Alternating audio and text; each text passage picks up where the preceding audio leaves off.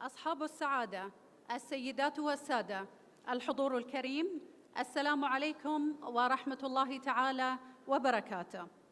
نرحب بكم جميعاً في هذا المؤتمر الهام والمنعقد تحت الرعاية الكريمة لمعالي الشيخ خالد بن خليفة بن عبد العزيز الثاني رئيس مجلس الوزراء ووزير الداخلية، والذي تنظمه اللجنة الوطنية لحقوق الإنسان في قطر بالتعاون مع مفوضية الأمم المتحدة السامية لحقوق الإنسان ووزارة البيئة والتغير المناخي في دولة قطر والتحالف العالمي للمؤسسات الوطنية لحقوق الإنسان وبرنامج الأمم المتحدة الإنمائي وجامعة الدول العربية.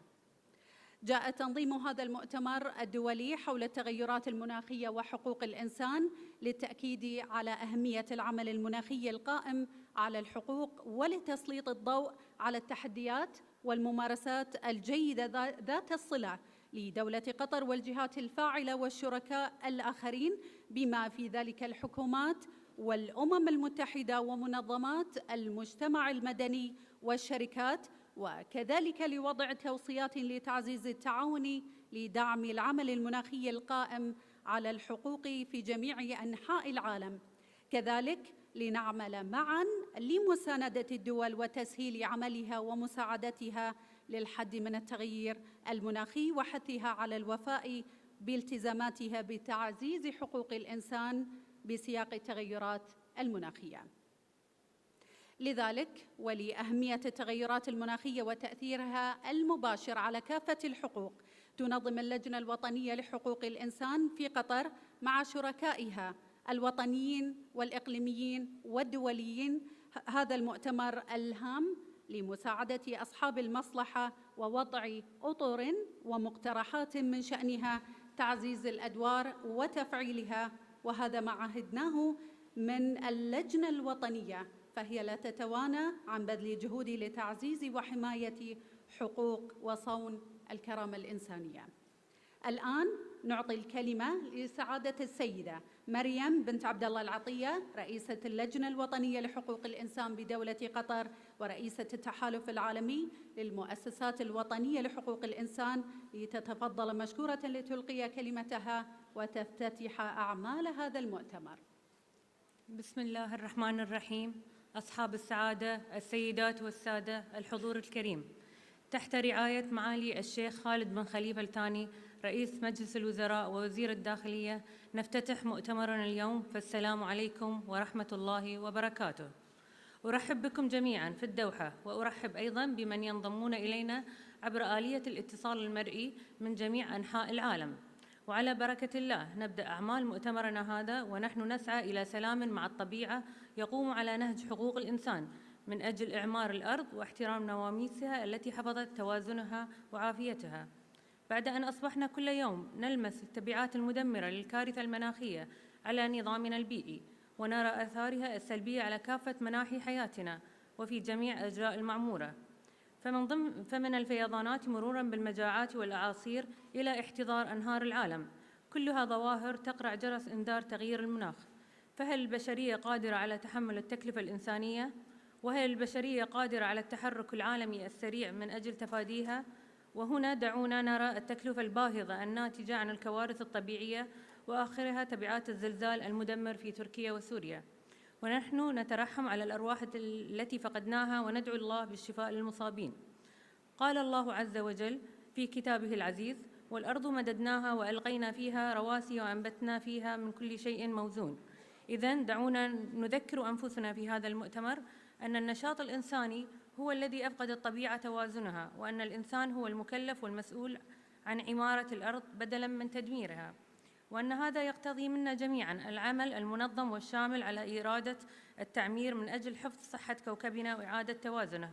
وهذه النقطة هي محط أملنا في التعامل مع المخاطر والتحديات البيئية التي نعيشها، والتي تمثل أحد أخطر العقبات التي تعترض كرامة الإنسان وتمتعه الفعلي بحقوقه وحرياته. الحضور الكريم، أعتقد أنكم تتفقون معي في أن السياسات المناخية الوطنية والدولية لم ترق لغاية الآن إلى مستوى المخاطر والتحديات البيئية التي نعيشها، وذلك رغم كل الجهود المقدرة والمبذولة في هذا الشأن منذ إقرار اتفاقية الأمم المتحدة الإطارية بشأن تغيير المناخ عام 1992. وربما يكون السبب في ذلك إغفال هذه السياسات إطار حقوق الإنسان الذي يشكل إرادة الإعمار وخريطة الطريق إزاء تعافي الكوكب وإنقاذ الطبيعة. إن المؤسسات الوطنية لحقوق الإنسان بصفتها قوة اقتراح تمكنت من الاطلاع بدور مؤثر وفاعل في الجهود الدولية المعنية بمكافحة تغيير المناخ والوصول إلى العدالة المناخية. ويكفي أن أشير إلى أن قرار مجلس حقوق الإنسان رقم 5131 الصادر عام 2022 بشأن دور المؤسسات الوطنية لحقوق الإنسان فيما يتعلق بتغيير المناخ قد جاء بمبادرة من التحالف العالمي للمؤسسات الوطنية لحقوق الإنسان. كما أشير إلى أن التحالف قدم طلباً إلى اتفاقية الأمم المتحدة الإطارية بشأن تغيير المناخ للحصول على صفة مراقب من أجل تعزيز مشاركتنا في محادثات المناخ واتخاذ القرارات المتعلقة بالعدالة المناخية. الأصدقاء الأعزاء، لم تأل اللجنة الوطنية لحقوق الإنسان جهداً في تقديم خبرتها الحقوقية إلى كافة الجهات المعنية بحماية البيئة في دولة قطر، فكنا شركاء للدولة في تعزيز الإجراءات والسياسات المناخية الأكثر استدامة وفعالية ورصد آثار تغيير المناخ على حقوق الإنسان. وأذكر هنا أن دولة قطر قطعت شوطاً طيباً في جهود تحقيق الأهداف المناخية لاتفاق باريس للمناخ وأهداف التنمية المستدامة، كما نجحت في عقد أول بطولة كروية عالمية عام 2022 صديقة للبيئة. السيدات والسادة الكرام، كما أسلفت الإشارة، سيتعين علينا اتخاذ تدابير شاملة لمكافحة تغيير المناخ عاجلاً أم آجلاً، وهناك احتمالات متوقعة بأن تؤثر هذه التدابير سلباً على التمتع بحقوق الإنسان كفقدان فرص العمل على سبيل المثال. كما لاحظنا أن هناك دول اتبعت سياسات غير متسقة مع تعهداتها الدولية بشأن خفض غازات الدفيئة بدافع رغبتها في التنمية واستغلال الموارد الطبيعية. إن مؤتمركم اليوم يوفر فرصة ثمينة على مدار يومين للنقاش والتباحث وتبادل المعرفة والخبرات من أجل دفع وتسريع وتيرة التعامل مع تغيير المناخ والمخاطر البيئية من منظور حقوق الإنسان. كل أمل بأن يخلص مؤتمرنا في جلستنا المختلفة إلى توصيات تشكل برنامج الدوحة لحقوق الإنسان والكرامة الإنسانية فيما يتعلق بتغيير المناخ، وبخاصة أن كافة الأطراف والشركاء وأصحاب المصلحة مجتمعين اليوم في قاعة واحدة، وهدفهم فحص الفرصة التي توفرها معايير حقوق الإنسان لإنقاذ الكوكب والعيش في وئام مع الطبيعة، ومساعدة المجتمع الدولي على الوفاء بالتزاماته في بلوغ الانبعاثات الصفرية. وقد نكون بذلك قد نجحنا في المضي خطوة نحو عمارة الأرض وتمكين الناس من العيش فوقها بكرامة، وإيجاد عالم أكثر أماناً وأكثر استدامة وأكثر إنصافاً لنا وللأجيال القادمة. وفي الختام، أتمنى لهذا المؤتمر النجاح وتحقيق أهدافه المنشودة لصالح البشرية جمعاء. أشكركم والسلام عليكم ورحمة الله وبركاته. شكراً لسعادة السيدة مريم بنت عبد الله العطية على هذه الكلمة الافتتاحية.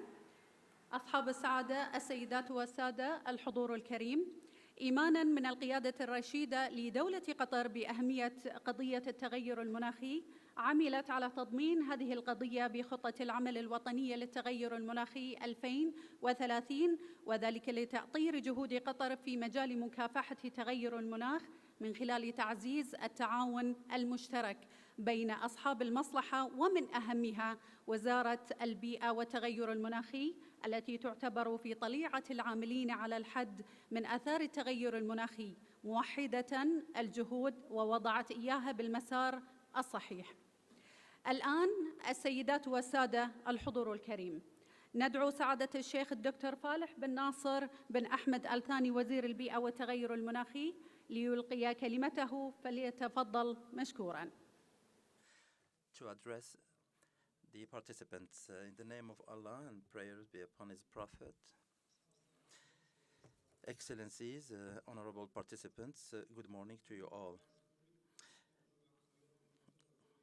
I am delighted to be with you in this international conference on climate change and human rights, and I would like to thank the organizers, especially Her Excellency Maryam bint Abdullah Al-Atiyah, Chairperson of the National Human Rights Committee.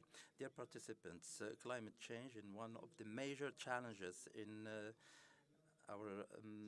in this modern era, and it affects all other aspects and humans, especially when it comes to the sustainable development that all the peoples are aiming for. The priorities of the state of Qatar has and we work on setting up different plans and also provide and protect all the rights, the rights for water, the rights for a decent living and housing. And we also protect the fact that all people can reach a decent life. On the international level, the state of Qatar is taken the initiative in October 2019 during the conference where His Highness Sheikh Tamim bin Hamad Al Thani, the Emir of the state of Qatar, to help the developing countries and the least developed countries to counter all the environmental catastrophes and improve and support their efforts. Especially when it comes to protecting human rights. The state of Qatar has also organized the LDC's conference that will be held next month here in the state of Qatar. At the national level, the state of Qatar is confronting the climate change phenomenon and also accelerate the development measures, and the state of Qatar also has put a lot of efforts to achieve the strategic plan to counter the climate changes and also to combat the greenhouse gases emissions. We have launched in the state of Qatar more than 35 initiatives to adapt to the climate change as a measure to implement the national vision that is clear and adequate. Dear participants, the state of Qatar has announced its share in developing confronting the gas emissions and adapt to fighting the greenhouse gases emission and also to be in line with the Paris Declaration and also develop best practices in order to counter the climate change. Thank you very much. نشكر سعادة الشيخ الدكتور فالح بن ناصر. We thank His Excellency Sheikh Dr. Falah bin Nasser Ahmed Al Thani for his remarks. Ladies and gentlemen, we all know that we thank UNDP, the High Commission, Human Rights, the Commission of Human Rights in the United Nations for their participation and partnership and support and encouragement and defending human rights. Ladies and gentlemen, now it's the role of His Excellency Volker Turk, United Nations High Commissioner for Human Rights, who will deliver the remarks. You have the floor. Good morning. Your Excellency Sheikh Falah bin Nasser Ahmed bin Al Thani, Her Excellency Mrs. Meredien bint Abdullah Al Atiyah, Chairperson of the National Human Rights Committee in Qatar, President of the Global Alliance of the National Human Rights Institution. I'm delighted to represent His Excellency Mr. Volker Turk, United Nations High Commissioner for Human Rights, and to convey his greetings to Qatar and to His Highness the Emir, and he thanks also Qatar's National Human Rights Committee for organizing this important event. In the UN High Commission for Human Rights, we value the continuous cooperation with Qatar's National Human Rights Committee, and we were able during the last decade to organize very unique and important conferences connected to the human rights situation in the Arab world, including the role of the High Commission for Human Rights in the Middle East and North Africa, and to reinforce the role of the institutions in order to support the freedom of speech and the human rights culture. And also to invest in the national human rights institutions in the Arab world within the framework of the MOU signed between the Commission and the Arab network of the institutions that is hosted by Qatar. Climate change represents a big challenge for the national human rights institutions. It's a direct impact and a direct risk, and has a direct impact also on the right for the house and water and clean air. And I would like to stress that the High Commission for Human Rights believes that the right to a clean, healthy, and sustainable environment is legitimate and basic and fundamental right, and supporting and reinforcing this right could only be achieved through partnerships and meeting the commitments regarding human rights. I would like also to stress the importance of the United Nations framework conventions on climate change and all the related economic activities that are responsible for 80% of the current climate change.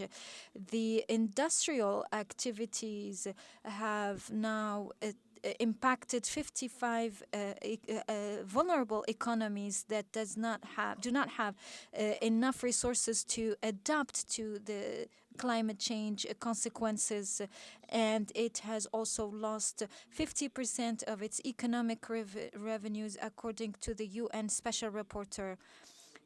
Dear guests, this conference will address and talk about the negative impacts of climate change, and I would like to share some numbers that were transmitted by the Special Rapporteur for Climate Change. There is more than 300,000 victims of climate change, including 27 million people who were victims of the different natural disasters. And those who will be victims of floods will increase to 1.6 billion people in 2050, where the gas emissions will also impact the food security, which will increase the malnutrition.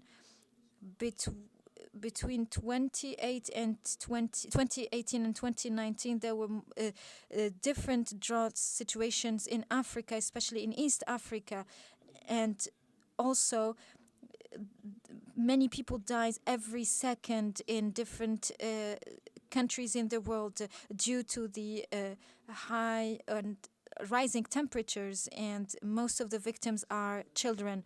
Ladies and gentlemen, the Arab world and the Arab region is victims and suffers from different conflicts and crises, and there is including marginalization, vulnerability, lack of infrastructure and basic services and education, and inequality between genders, and gender inequality, as well as immigration and lack of rule of state and lack of democracy. This describes the situation of human rights in this region. So our country is also being impacted by the climate change, will only exacerbate all the fundamental human rights. in the High Commission for Human Rights and in the presence of my different colleagues in Middle East and North Africa, we urge everyone to adopt a human rights-based approach in order to address the climate change challenges, an approach that will reinforce and protect the vulnerable communities and to integrate human rights in all the different regulations to be adopted. We also call all the civil society organizations to be included and to participate in the decision-making process and to have access to information and to the human rights mechanisms and climate change mechanisms that are likely to eliminate all the obstacles and to reinforce the role of human rights defenders and to have the right to collect information and documentations regarding those who are impacted by the climate change and its impact also on the vulnerable communities.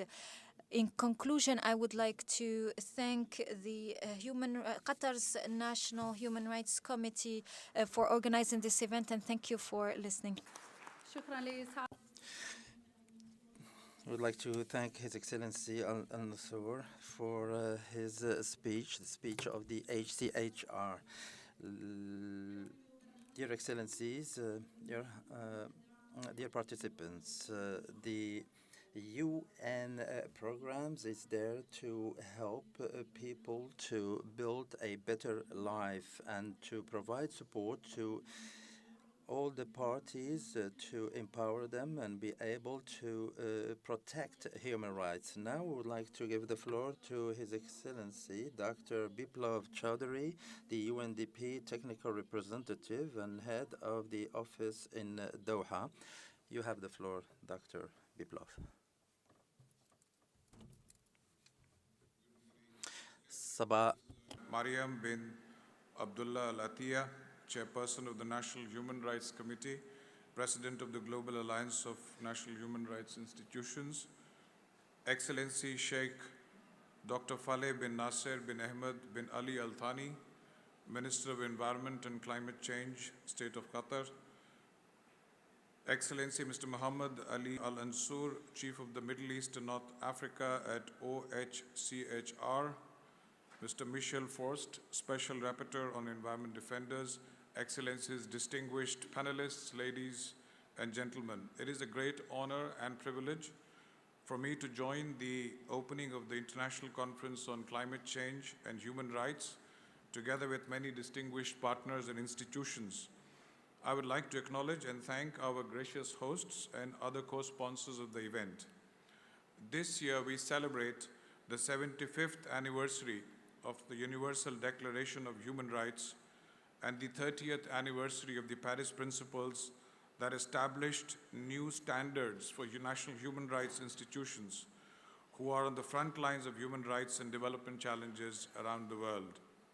UNDP commends the focus of the conference and the emphasis it places on rights-based climate action, as well as the involvement of a wide range of stakeholders in the development of recommendations which aim to enhance cooperation both globally and regionally. Indeed, time is increasingly of the essence for decisive action to be taken to respond to the triple planetary crisis.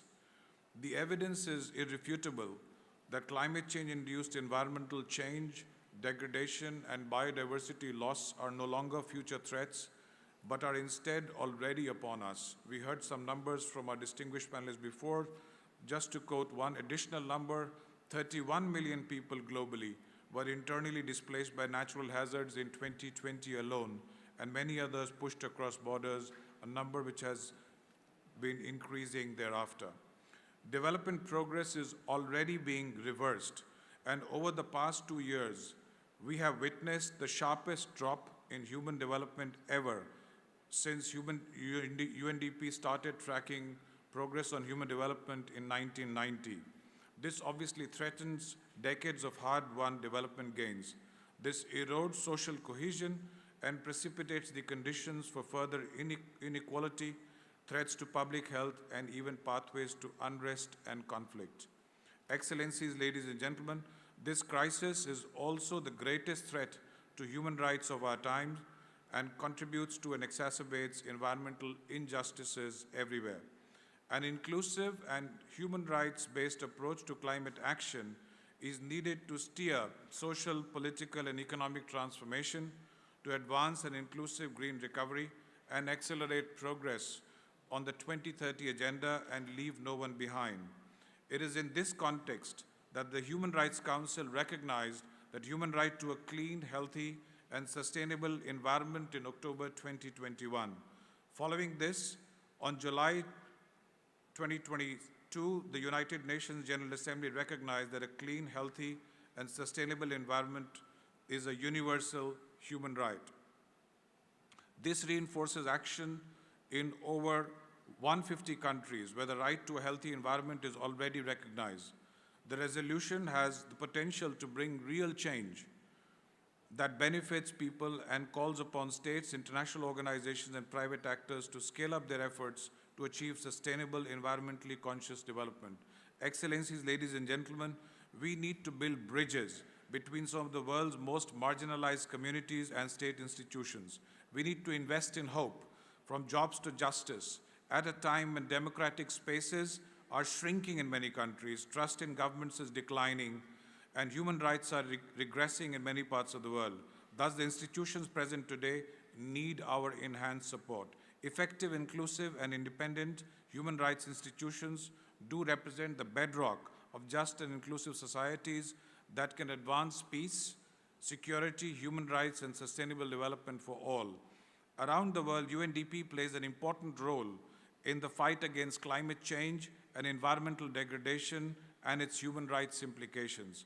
UNDP's broad-based development mandate, global presence across 170 countries, and expertise across the range of cross-cutting areas and issues related to human rights and the environment uniquely position itself in the UN system and with partners and stakeholders to support the realization of the right to a healthy environment for all. We support policymakers, government, national human rights institutions, and stakeholders at all levels to ensure that climate change adaptation and mitigation policies and measures are effectively grounded in a human rights-based approach that puts people's rights at the center.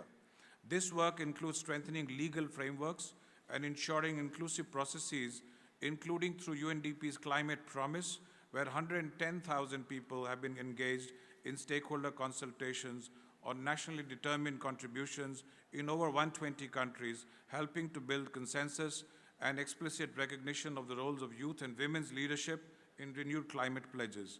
UNDP is a partner to national human rights institutions in many countries around the world, as you know.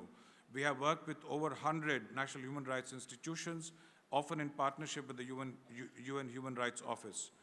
Regionally, through UNDP country offices, UNDP is also deeply engaged in advancing initiatives that serve the climate change and human rights agenda, including through the nexus between business and human rights.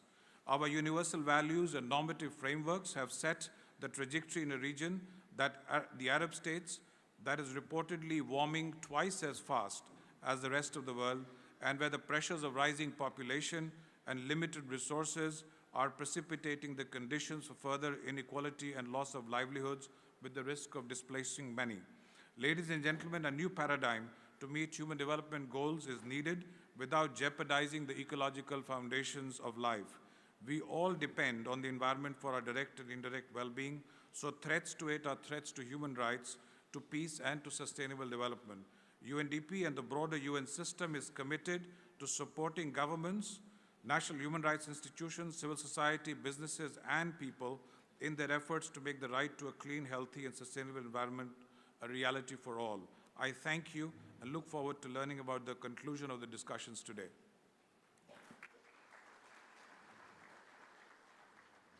شكرا سعادة الدكتور بيبلوف شودري. Thank you, Ambassador Biplov Chaudhry, for the UNDP technical representative and head of office in Doha, for your remarks. Ladies and gentlemen, the Arab League is working in order to coordinate its action for the best interest of the Arab society and population, and in order to reinforce human rights in the Arab world, and it's exerting all its efforts to make this a success. We would like to present a short video of Ms. Hala Abu Ghazaleh, the Assistant Secretary General and Head of the Social Affairs Sector of League Arabs. Ladies and gentlemen, excellencies, I'm delighted to convey greetings of the League of Arab States, and I would like to thank you and congratulate you for the organization of the International Conference on Climate Change and Human Rights.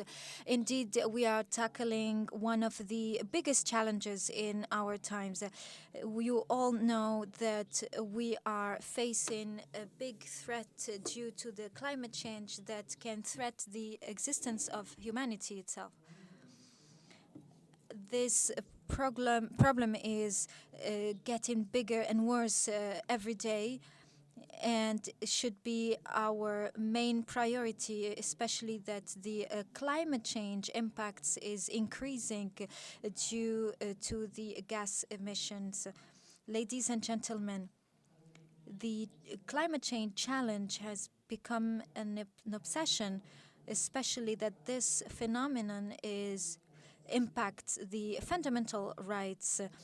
Climate change is a threat for the basic rights, which is the right for life and right for food and for potable water and sanitation and the right for housing and to enjoy a good and physical and mental health, which impact the right to development as well. When we talk about climate change, we talk about natural disasters and rising sea level and heat and desertation and spread of illnesses and the lack of ecosystem and biodiversity. Our Arab region is not safe given its geographical position and location, which means it needs to double its efforts and to exchange best practices in order to reinforce the human rights. That's why the climate change is a topic that is on the top priority, one of the top priorities of the Arab League. And I would like to mention today that climate change and enjoying human rights is a permanent item on the League of Arab States agenda. Ladies and gentlemen, our partnership and our participation in this conference reflects the importance that we give to cooperation and partnership on the regional and international level in order to exchange experiences and best practices in order to design the best policies to address climate change in a way that respects human rights. I wish you all the success during your works. Thank you. نشكر سعادة السفيرة هيفاء أبو غزالة مساعد الأمين العام ورئيس قطاع الإعلام في جامعة الدول العربية على كلمتها المسجلة.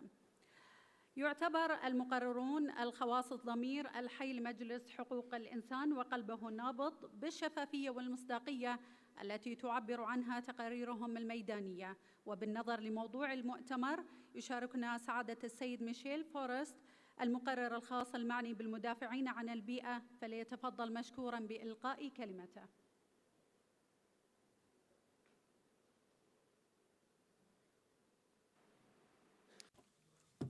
Dear Chairperson, dear Ministers, dear Excellencies, distinguished representatives and delegates, let me first congratulate you for the organization of such a big event on climate and human rights, and also thank you for inviting me to participate in my capacity as the UN Special Rapporteur on Environmental Defenders, to also give the voice to those who are affected by the by the crisis.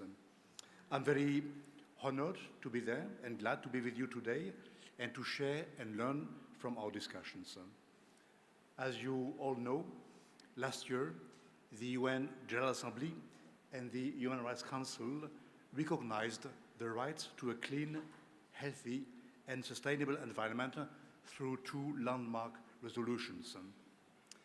But last year also, we have seen extreme weather events and slow onset processes resulting in catastrophic loss and damage, leading to human rights crises all across the world, and also affecting the life of millions of people for which historical and present responsibility lies with wealthy, highly industrialized countries and powerful corporate actors.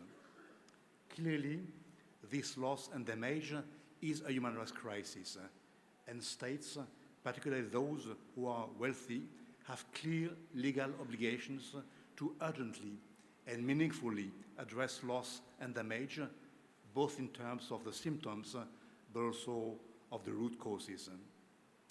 Clearly, the last COP27 agreements are not enough to achieve climate justice.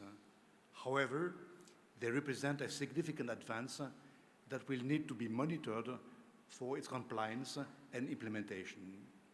Above all, to guarantee that financing reaches those who are on the front lines and that the voices of women and indigenous people be taken into account. For me, and for many human rights specialists, climate justice and the reduction of global warming will only be possible with a change of paradigm and life model. A change of paradigm and life model where distribution takes precedence over wealth accumulation.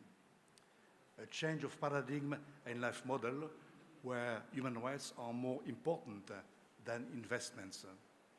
A change of paradigm and life model where austerity comes before unlimited consumption and when the collective rights of indigenous people and the rights of Mother Earth are respected. While we celebrate this year the 25th anniversary of the Declaration on Human Rights Defenders, let me remind you that the level of attacks and killings of environmental defenders and climate activists has never been so high. And the data recorded by Global Witness, Frontline Defenders and others are only for me the tip of the iceberg. It is clear that the threats and attacks on climate activists and environmental defenders are not the result of random violence. They are deliberate attacks to silence people who challenge political and economic forces, as well as their poor choices for the future of our planet. Ladies and gentlemen, many new forms of mobilization are currently emerging. Some of these actions have caught the attention of the public, partly because they aimed and sometimes succeeded in disrupting our daily lives. While one may disagree with this mode of action, such as road blockades, the interruption of sporting events, or the targeting of paintings, civil disobedience remains an essential component of democratic life, and it should not be criminalized. When climate activists are called opponents to progress or eco-terrorists, this is for me an attempt at dividing our societies, an attempt at disarticulating collective struggles. Discourses that associate public participation and civil disobedience with grave and illegal actions such as terrorism do not only represent a threat to the safety of defenders, but also to our democratic values. Faced with these attempts at weakening collective struggles, we must think on how to unite and promote better cooperation. We should put at least as much thought, as much energy, as much determination, and as much boldness in protecting environmental defenders and activists as they put in defending our rights and the future of our planet.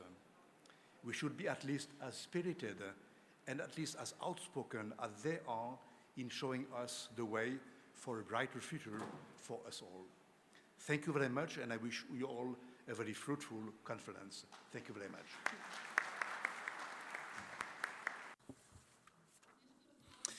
We would like to thank Mr. Michel Forest, Special Rapporteur on Environment Defenders, for his speech.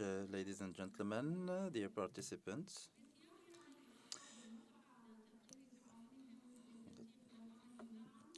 in the cooperation field that we insist on, we will see a signing of a memorandum of understanding between the Ministry of Social Development and Family in the State of Qatar and the National Human Rights Committee in Qatar. And we would like to invite Her Excellency, Minister of Social Development and Family in Qatar, and also the head of the National Human Rights Committee in the State of Qatar for the signing of the memorandum. Ça va, chauffe. Un truc, tu as dit 300 000, c'était 3 billion, tu as dit 300 000, mais c'est pas grave, c'est les chiffres. قبيلة هي اللي لاحت مال هذاك الشيء الآخر.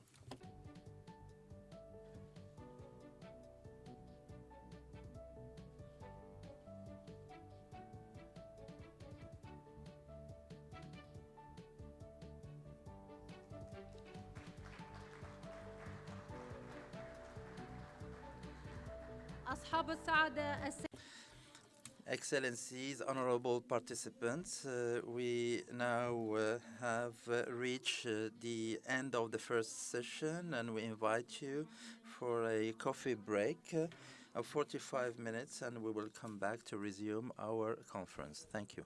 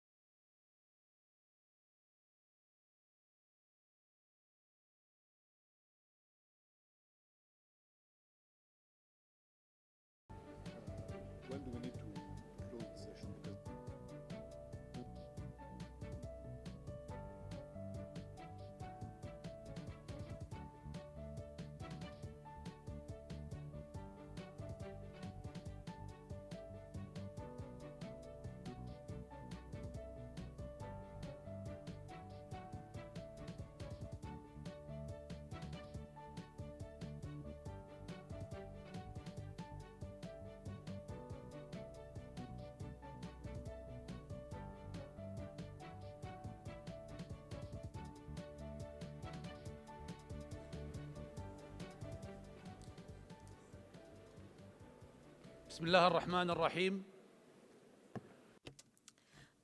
Good morning. As we start the first session, after the end of the opening session, we would like to extend warm welcome to our participants in this conference. And the organizing committee will declare or announce the names of the selected drafting committee, who are Miss Sara Ratari, Human Rights Advisor at the United Nations, UNDP, Mr. Nidal Salim, Director General of Global Institute for Water, Environment and Health, Ms. Nadine Sahouri, responsible for Human Rights Officer at the Human Rights Commission, Mr. Khalil Ibrahim, Human Rights Expert in the Arab State League, Mr. Abdallah Al-Kaabi, Legal Advisor at the National Committee for Human Rights in the State of Qatar, Mr. Ben Shashter, Environment Coordinator at the UN High Commission for Human Rights, Mr. Ghafar Ali, the Special Rapporteur for the conference. We will begin the works of our first session. Thank you.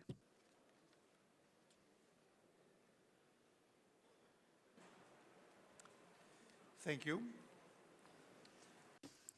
Shukran. So thank you very much for informing us on the drafting committee. And I'm pleased now to introduce the first session of first discussion.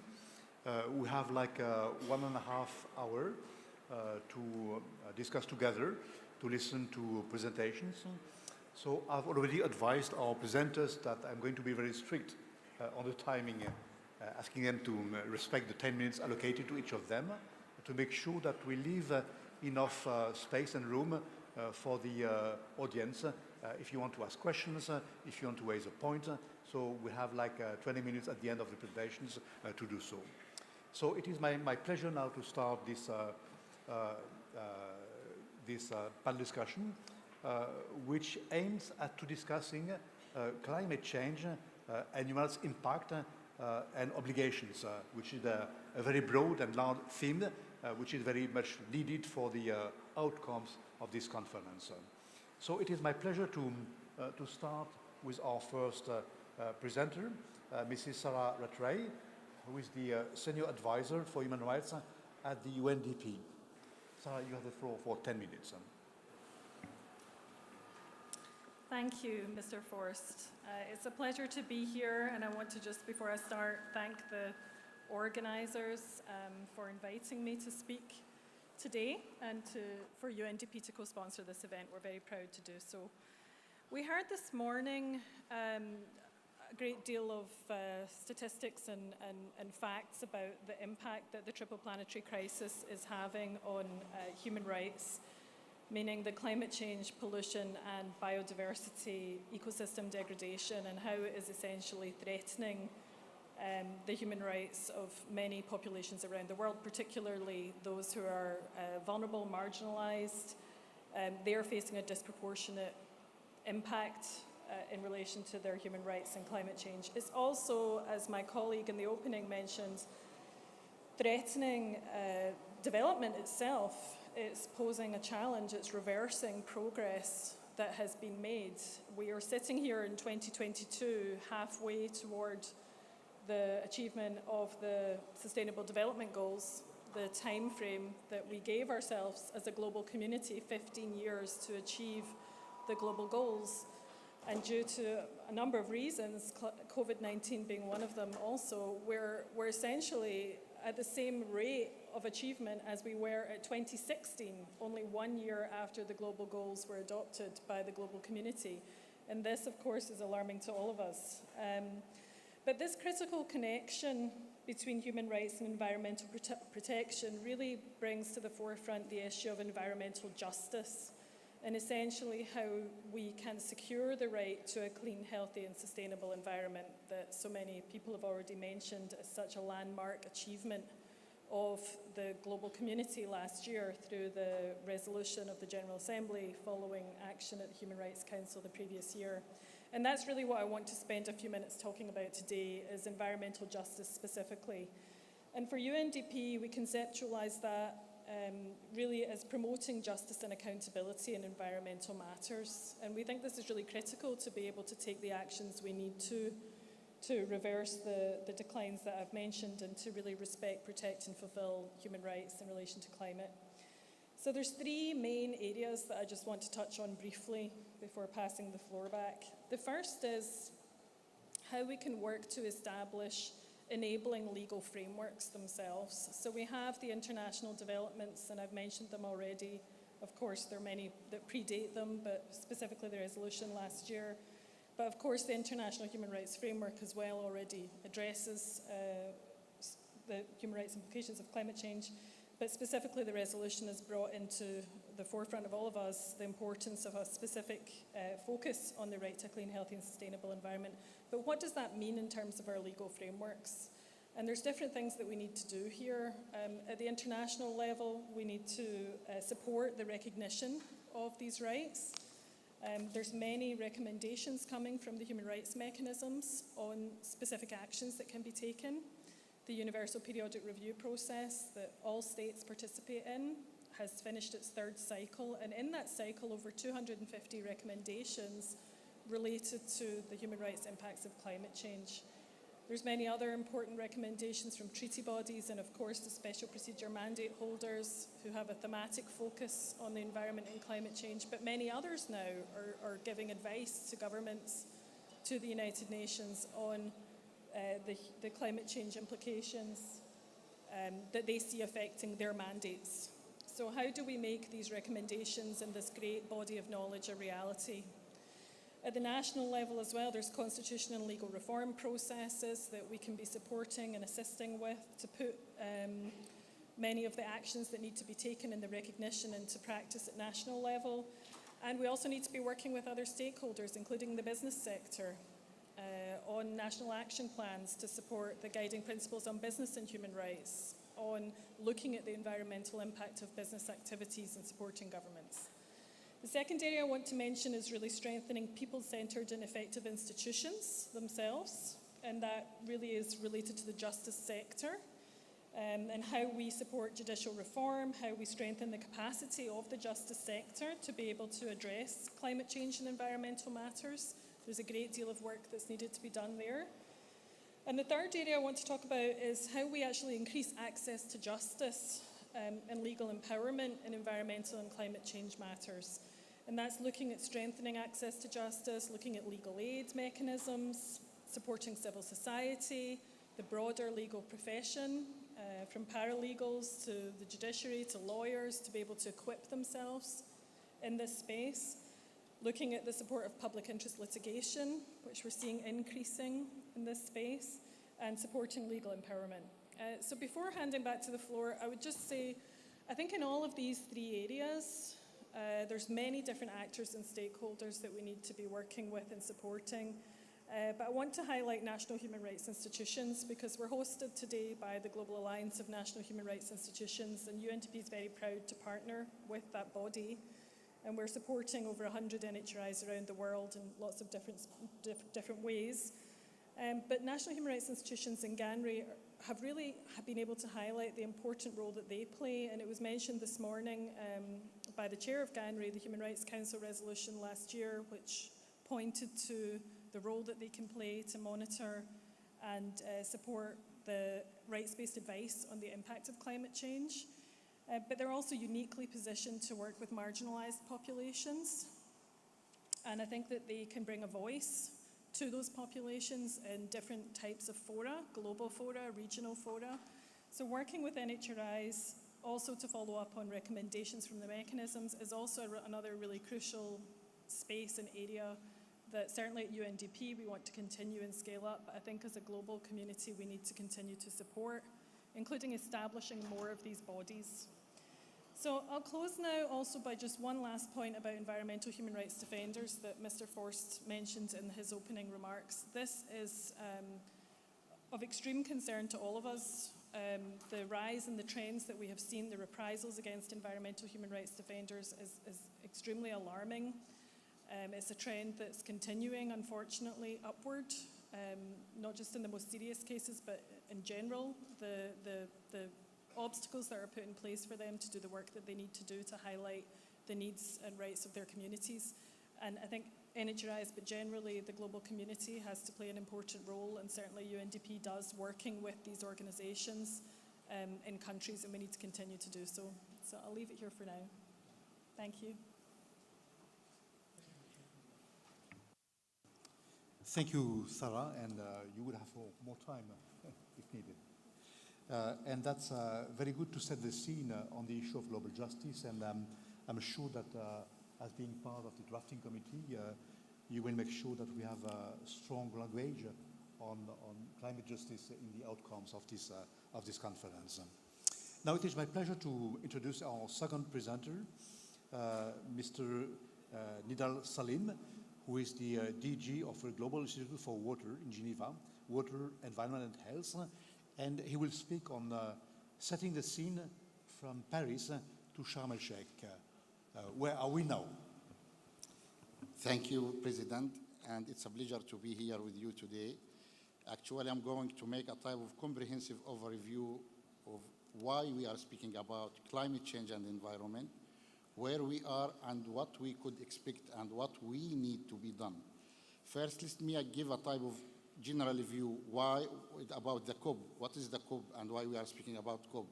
And the different phases of the COP. Actually, the COP developed in 1995, after the Cold War, where they looked like environment could be a tool to stabilize the greenhouse gases and protect the risk of environment on the population.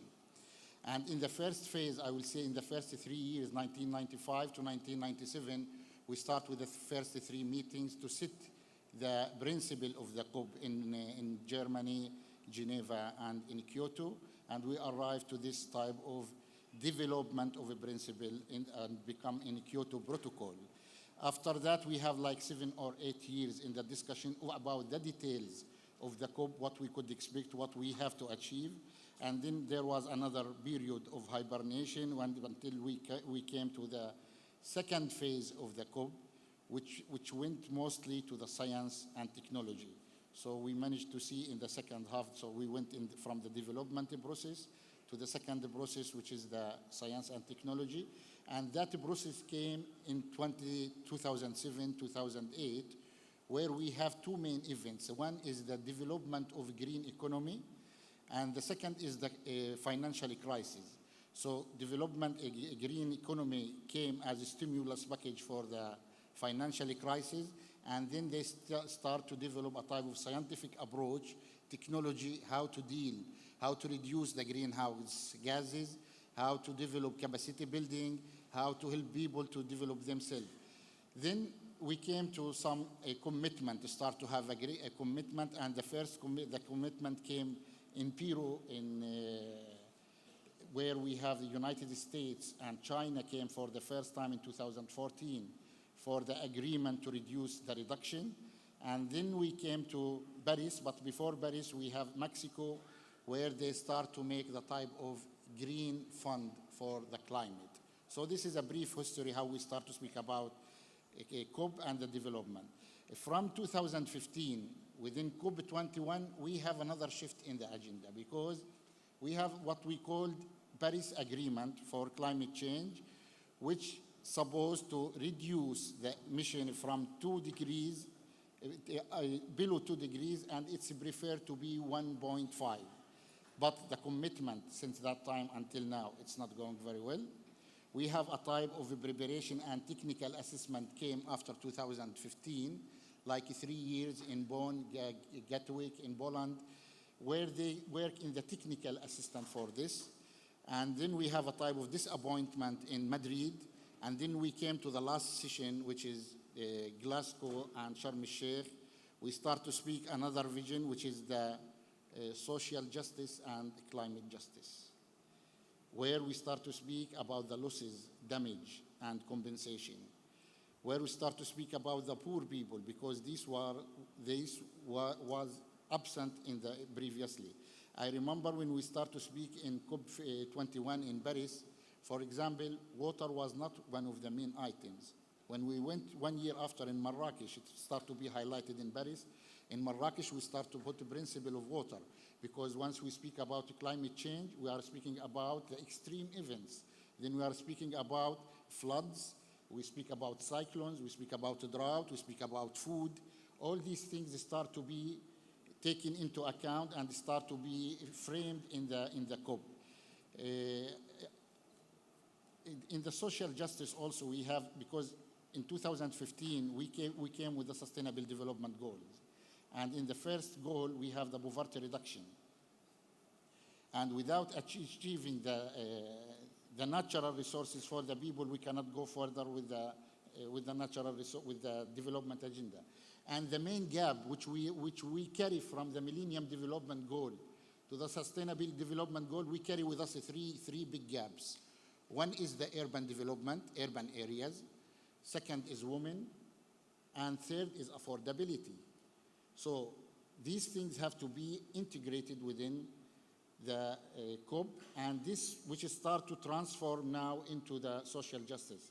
As President Michel said in the opening, in 2002, last year, in the General Assembly in New York, the United Nations adopted the resolution of the right of a clean, healthy environment for everyone. So when we live in the environment, because of the climate change, we have a lot of problems. We have pollution, we have drought, we have food crisis, we have floods. All these things have a great impact on the poor people, the most vulnerable people, where the SDG are set to leave no one behind, which means that we have to take these people as the core to develop them and develop the society under the base of community-based approach. Until now, we have to look even for, once we make this type of review, where we are now and what we could expect. Now we are still in the phase of commitment. There are some commitments. We're still in the negotiation. In the last year in Sharm el-Sheikh, we developed this method of damage and losses, but we are still waiting for the action and implementation, and this will take time. So what we could expect as a scientist, shall we wait until they develop this concept? We have to act. We have to act now, and we are in the decade of action. We used to say that responsibility of reducing the emission of CO2 is the responsibility of government and the private sector. But is this only what we expect? No, there are major role also for NGOs, for academia, for farmers, for every one of us. We have to look for wide frame of stakeholders, how to develop these things with everyone in the society. We have to bring other actors to the vision. We have to work in a good governance. And we have to put plans and action on the ground. I think one of the main objectives of this meeting is even to think about the stakeholder mechanism of implementation and fund. That's why we used to say when we speak about climate change, not all countries, not all regions are developing or are acting in the same way. When we speak about Middle East or Africa, it's not like Europe, it's not like America. So when we want to speak about action plan or role of stakeholders, we have to make a type of deep analysis how things could work by region by region, and who could be the main actors. For example, if we speak about, I'm Swiss, but I'm coming originally from the Middle East, I'm Palestinian. But if we look to the Middle East, we find that mostly the system is different. We don't have to wait for the governments to move forward. It will be great if the government can adopt what we need to develop, but we have to look at another way of working on the ground. NGOs must have a major role. National institutions of human rights have to play a major role, and we recommend, actually we submit a proposal since 10 years. We wrote a proposal how to include water and food in the UPR, Universal Periodic Review. And we are again emphasizing that these must be part of the Universal Periodic Review. Climate change, food, water, energy, Education, they must be, and because even one of the victims, major victims which we have in this issue is women and children. So how to integrate these things and how to act, this is what we need now. We don't have to wait long for that. We have to take actions. We have to lead. Every one of us has responsibility, not only government, with the pressure of governments to move forward. And we have to make a type of very well clear action plan, because what we still need until now, even in all COP, is there is no seriousity and clear vision of what we would like to do as action. So if we don't arrive to something clear, we cannot achieve what we want. And this is not only the responsibility of government. So what we expect from this conference or from this meeting is trying to widen the participation of stakeholders, put things more clear and with a good objective, try to give responsibilities to other actors more than governments, like civil society, national institutions, and we are again confirm and stress on the role of national institutions for developing the action plan and the capacity building, because capacity building is one of the main issues to deal with the people who used to lose their source of life, source of food, because the most vulnerable are the poorest people who don't have the resources. Rich countries are polluting, and we are the poor people who are living without resources. We are paying for that. So this is what we need and what we could expect from this event. And we are looking forward for ideas which could come from all of you to support this vision and support us to achieve the objective of this conference. I think by the time frame, I have to stop now. Thank you very much.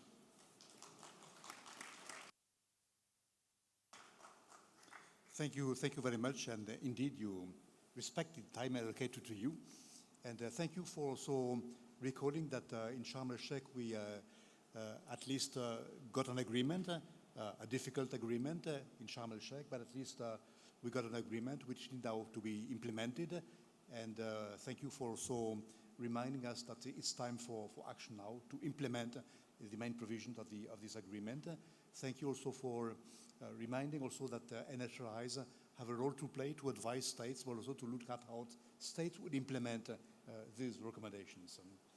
Now I'm turning to our next presenter, Mr. Sorry if I mispronounce your name, Saref Malkoch, who is the Chief Ombudsman of Turkey. You have the floor. Oh, sorry, you have.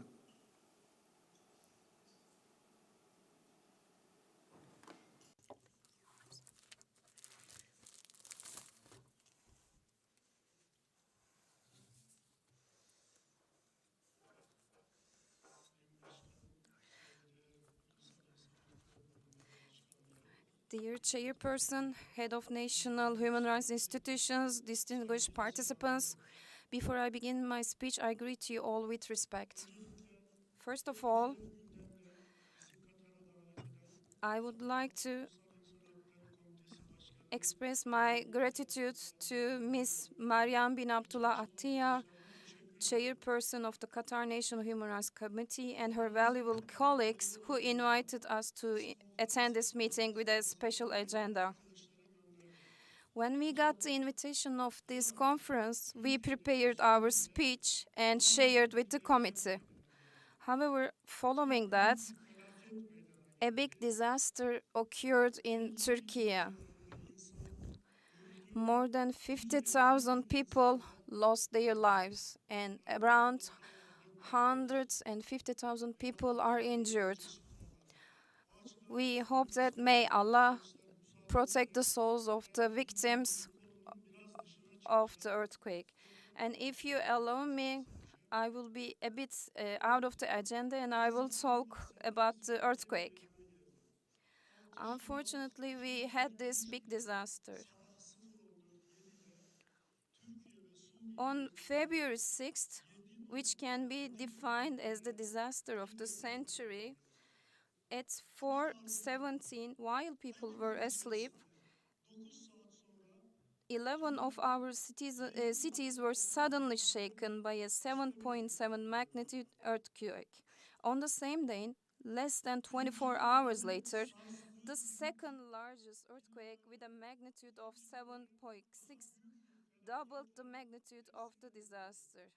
The second earthquake actually collapsed the other damaged buildings. 13.5 million people are affected by this earthquake. This is a big area which is like when compared to some countries, it is at the same size with Portugal, Hungary, or Jordan.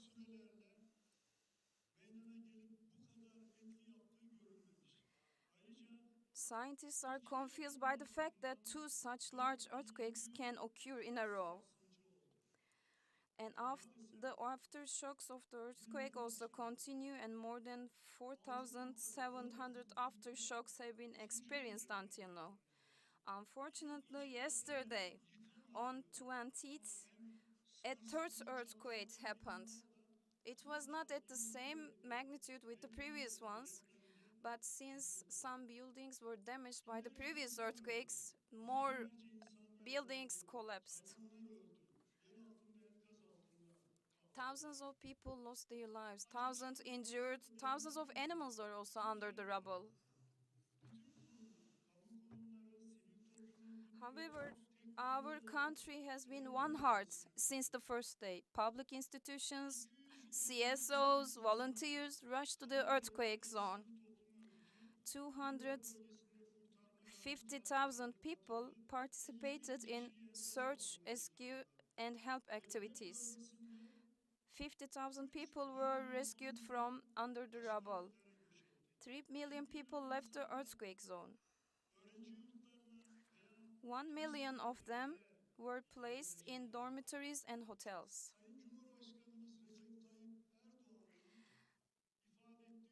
As our President, Mr. Recep Tayyip Erdogan mentioned,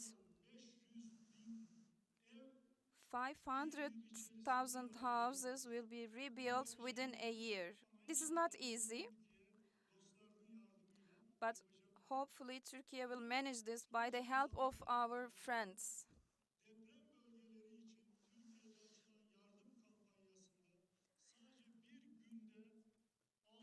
I can say this because in the aid campaign, which was organized for the construction of new houses at the earthquake zone, $6 billion of aid was collected in one night. As Ombudsman institution, we also went to the earthquake zone and we conducted investigations for 4 days. We talked to the authorities, listened to the public, and we followed the services carried out on site. As I just mentioned, besides the works of 250,000 people, including the public institutions and the volunteers, we saw support from international community. I also would like to thank for the Ombudsman institutions who shared condolence messages with us. I also would like to thank all the international committee who sent their rescue teams. I would like to thank everyone.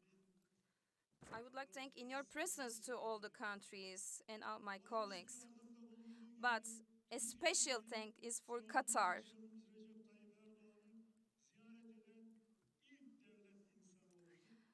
Qatar has mobilized all the resources of its country for Turkey. And also, I would like to express that it is very valuable for us that the Emir of Qatar, he is the first leader to visit our President Recep Tayyip Erdogan. Esteemed colleagues, as you know, the topic of the conference is climate change and human rights.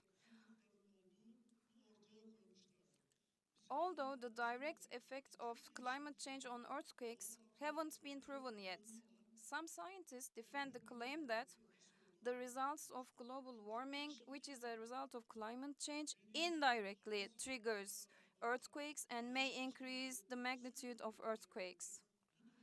By the climate change, the temperatures of the land, sea, and air increase. This situation increases the risk of erosion and the severity of natural disasters. Floods, hurricanes, droughts, wildfires affect the whole world.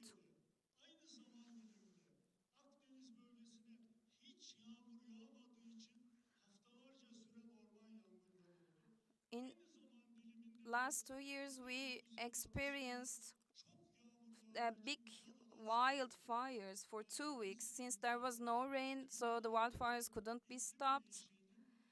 And also we experienced some big floods. So we are a country who is experiencing, who has experienced and who are still experiencing the results of the climate change.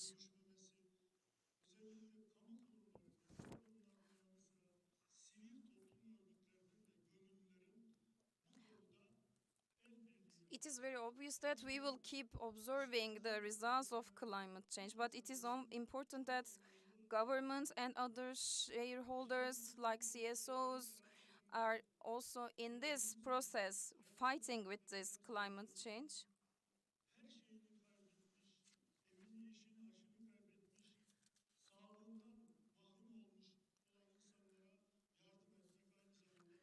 So it is a humanity duty to help people who left their homes after the earthquake, after the floods. We have to support these people, the vulnerable ones. Dear participants, many of the natural disasters that can leave humanity helpless are linked to climate change. In this process, human rights institutions are responsible not only for working towards the elimination of rights violations, but also for raising awareness, ensuring that a human rights-based approach is followed in solution proposals and strategy documents. We have to follow the results as well. Like climate change, human rights are also a global issue, and our wish is to work together on all issues and contribute to the protection and strengthening of human rights with a common understanding. While concluding my words, I would like to thank once again Ms. Mariam, who is the chairperson of Qatar Nation Human Rights Committee, and her valuable staff who hosted this meeting. I also offer my respect and greetings to all.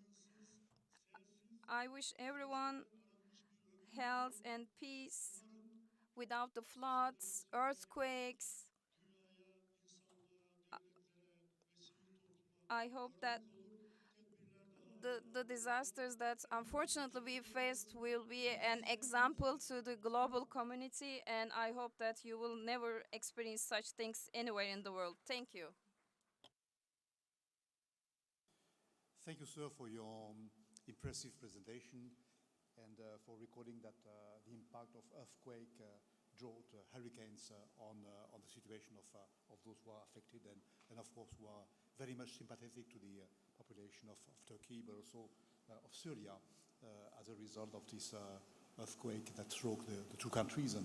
And I know that, and we all know that the population and the people are expecting more support and more aid coming from the international community to the two countries. As you know, in countries, we have in fact two types of institution. We have an ombudsperson, an ombudsman like in Turkey, but in many countries you have also a second institution, which is the national institution of the country. And it is now my pleasure to introduce the presentation prepared by Professor Muharrem Kilic, Chairman of the Human Rights and Equality Institution of Turkey, for 10 minutes. You have the floor, sir. Yeah, please.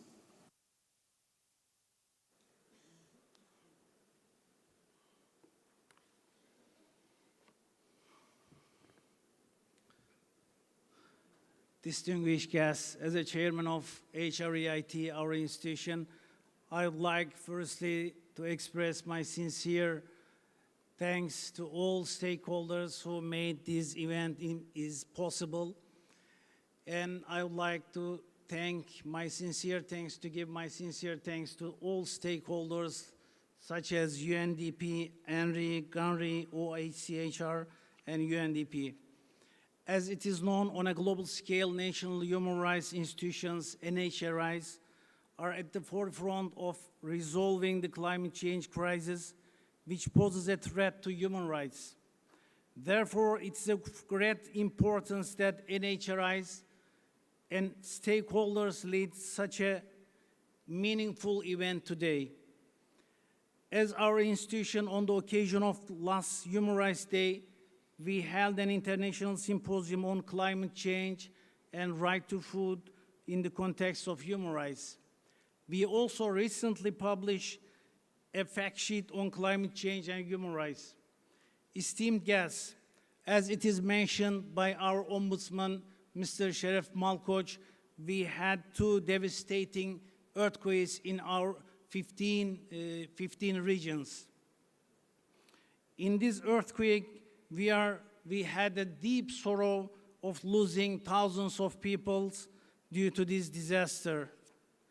On this occasion, I would like to express my gratitude to Qatar, firstly, and all international community who support and stand in solidarity with our country. At this point, I would like to draw your attention to Aldo Leopold's conceptualization of eco-grief as a psychological response to events such as climate change, forest fires, natural disasters, and air pollution in 1940. In the face of all these disasters, we are in complete ecological grief as global citizens. Distinguished guests, the following lines penned by the very famous German philosopher Immanuel Kant 1 year after the great 1755 Lisbon earthquake. He said that while man should learn to keep up with nature, he wants nature to keep up with man. We are witnessing natural events and natural disasters that are intensifying as a result of humanity's destruction and devastation of nature. As a result of humankind's efforts to dominate and transform the nature, we observe that climate change has become a global threat that humanity and our planet is facing with. As famous philosopher Max Horkheimer rightly stated that the history of man's efforts to subjugate nature is also the history of man's subjugation by man. According to American political philosopher Murray Bookchin, this egocentric domination established on nature is immoral because this destructive ontology leads to the collapse of the ecological balance. Therefore, preventing the devastating destruction on nature will make it possible to protect the natural environment. This will create the most appropriate structural basis for the establishment of a fair ecological social order. At this point, I need to emphasize that in the words of again famous philosopher, German philosopher Martin Heidegger, is saying that man is the not lord of beings. Man is the shepherd of beings. According to Heidegger, a person who can comprehend his existence can develop a different understanding of developing in harmony with nature. Esteemed guests, unfortunately, the anthropocentric approach lies at the heart of the environmental crisis.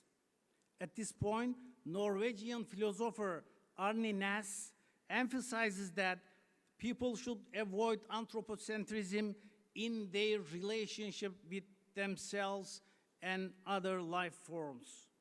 In other words, their relationship with other living things and the environment should not be a kind of slave-master relationship.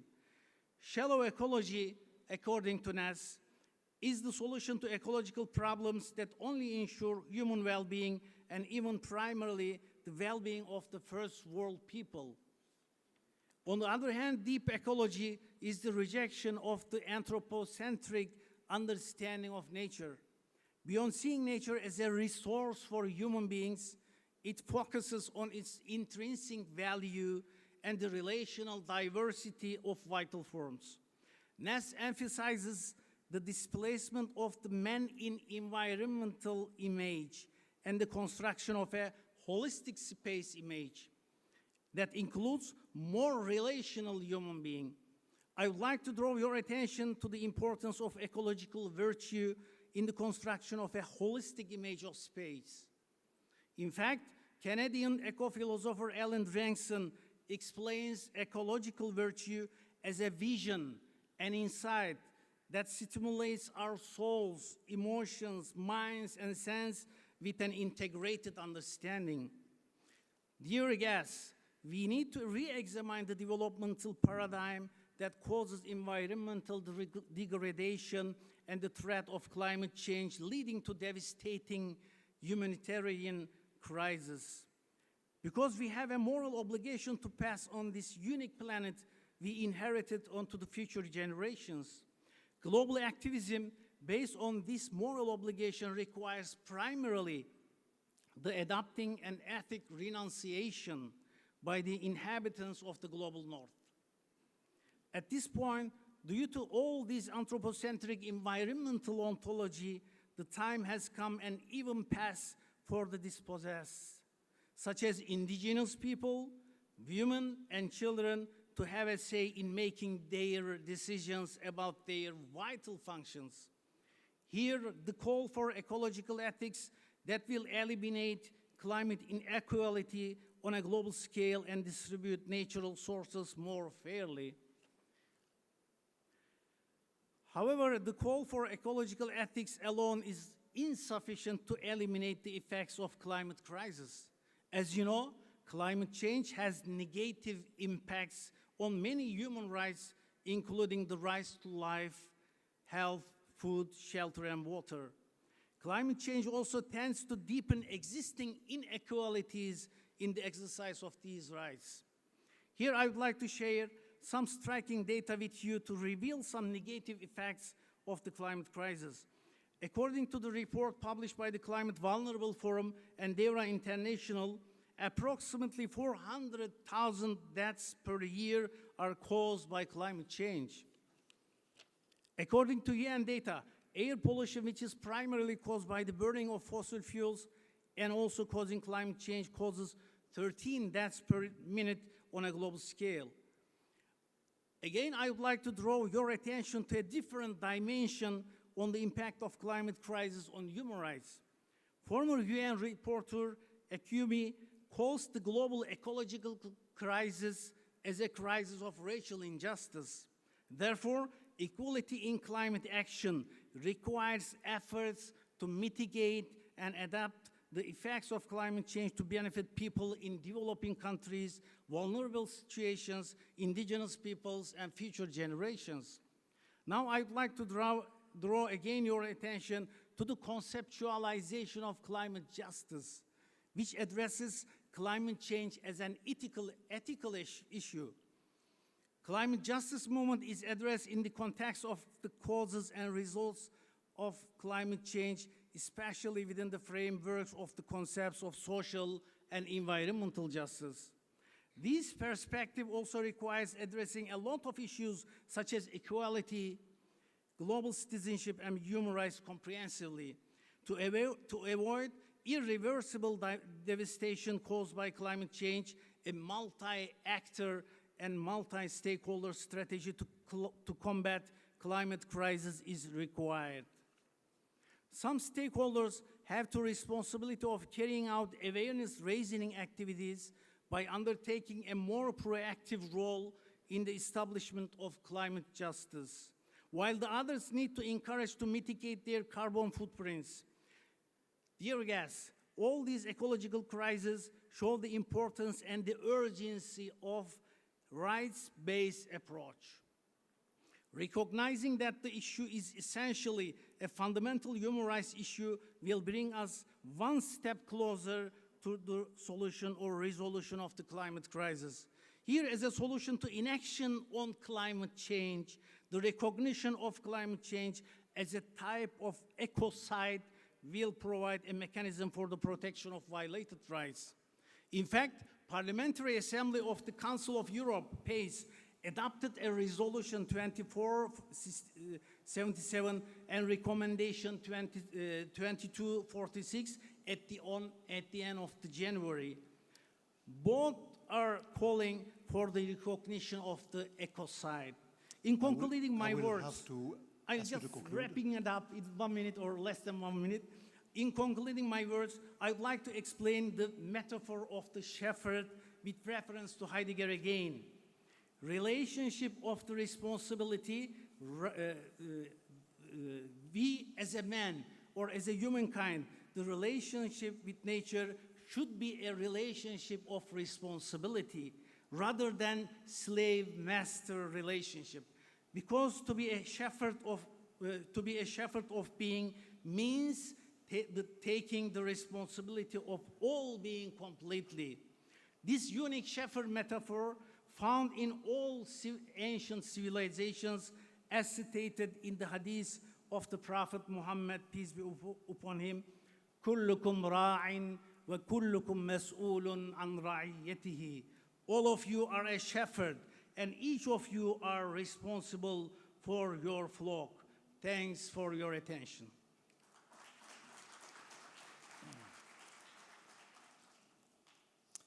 Thank you very much, Chair, for your very good presentation of the role of national institutions. And I'm turning now to our last presentation, coming from India, in the person of Justice Arun Kumar Mishra, who is the chairperson of the National Commission of India. Chair, you have the floor for 10 minutes.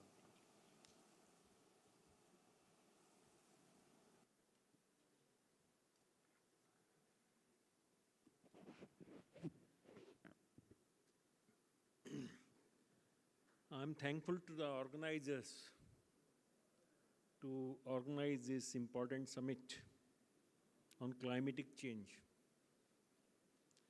We have witnessed two important events in the recent past. First is good, the best organized World Cup football at Qatar. And second is the worst disaster which we have witnessed in Turkey. That is man-made disaster. I say man-made disaster for the reason that we have played with the environment and climate too long. In 1948, when the United Nations Declaration was signed, it was not even thought of that this industrial development and the development of automotive industry will be so fast that in 1987 we will have to enter a covenant with respect to the protection of the environment. I say now time has come when we can destroy the environment, we can save it also. We are capable of saving it also, saving the life on the planet Earth and create the cosmic balance. That is absolutely necessary in case we have to survive and leave this earth safe for the next generation. We are only custodian of it. We are not the owner of this planet Earth. We are seeing melting of polar ice, which should worry everybody of us. What we are doing. Mining is going on in Antarctica. Wherefore, we are not able to assess the disastrous impact which it is having on the melting of the polar ice, which may be ultimately destroying food supply chain, creating scarcity, food, creating flood situation, destroying mental health, hunger, poverty, displacement, and forced migration, economic losses. Green gas houses we have created by our own industrialization and automotive industries. They remain in the atmosphere for 1,000 years and travel too long, very fast. Displacement results in the loss of property, income, and access to essential services, healthcare, and education. Now time has come to make investment into the climatic policies for funding social protection due to our own acts. We have to do it now by way of distributive justice to the needy. It is a requirement, it is compulsion, it is not a charity which will distribute to them. It is not the distribution of the rights, distribution to the needy which you have to do by way of distributive justice concept. Sustainable development goal in climatic adaptation industries is also very much necessary. At the same time, when we face the situations, drought situations and heavy rains, there is change. We have to ensure the benefit from these changes also. We have to prepare a strategy such as growing crops in the previously unsuitable areas, which become suitable after these disasters and overflooding, etc., where there was drought earlier. So we have to plan for that strategy. For switching over to non-fossil energy, India has committed in Glasgow summit to reach 500 GW capacity by 2030 of non-fossil energy. For that, we have to sacrifice fossil energy. How it is generated? By way of mining. If we stop mining of the coal, we are going to generate unemployment. We have to prepare for that in advance, which will be the creation of this non-fossil energy. And then renewable energy by 2030 is also a challenge that will also reduce the existing forms of the energy which we are using. And we have to reduce the carbon emissions, that is good. But for that, we have to advance the technology and supply the technology and resources to the developing country who are not having those resources and the technology. Mineral extraction should be with a view to intergenerational security.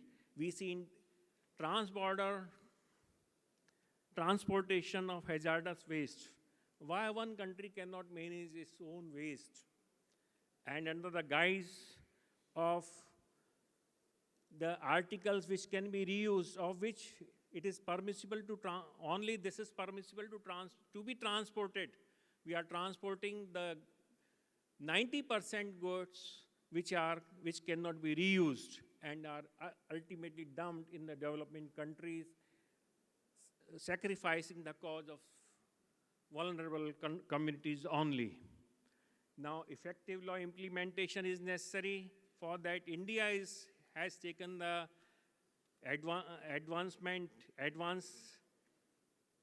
steps in 1986 by having Environment Protection Air Act and Water Act. Supreme Court, High Court are entertaining directly the petitions. NHRC is too equally dealing with these environmental issues of various natures. And then we have a provision of corporate social responsibility. Industry should be responsible towards the society. Now there is a provision, a statutory provision incorporated in the Companies Act that big companies which are having higher net profit should provide 3% of their saving for the average on the last 3 years to take care of the poverty, hunger, sanitation, employment, homes for orphans, senior citizens, ecological balance, fauna, animal welfare, agroforestry, handicrafts, and so on, rural development, self-development, but we have to make it a reality.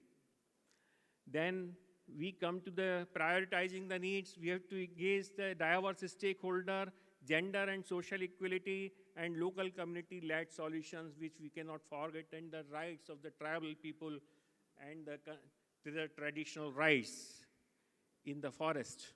Technology transfer to the developing countries is the call of the day, and then root causes of vulnerability we have to address.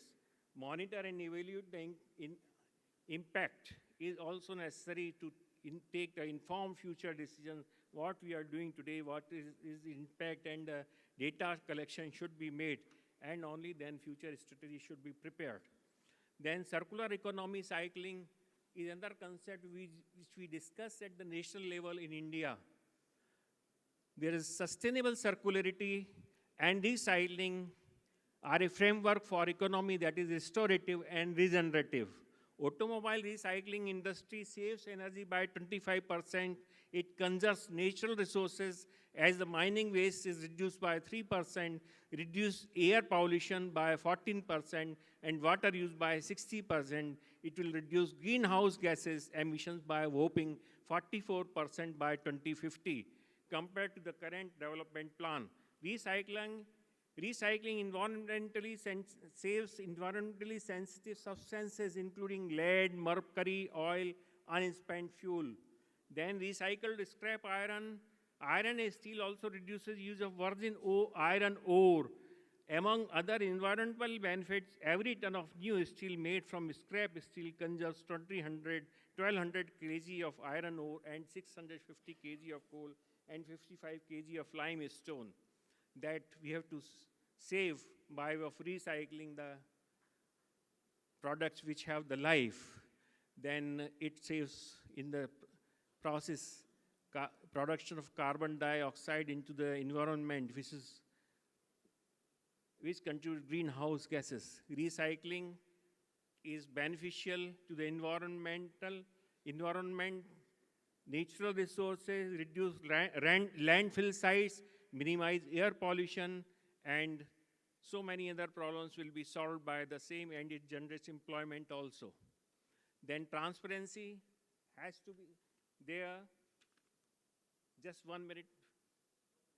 Transparency has to be there, and then civil society can do the lot in this, and then we have in the matter of land acquisition, social impact assessment and biodiversity are being considered in India.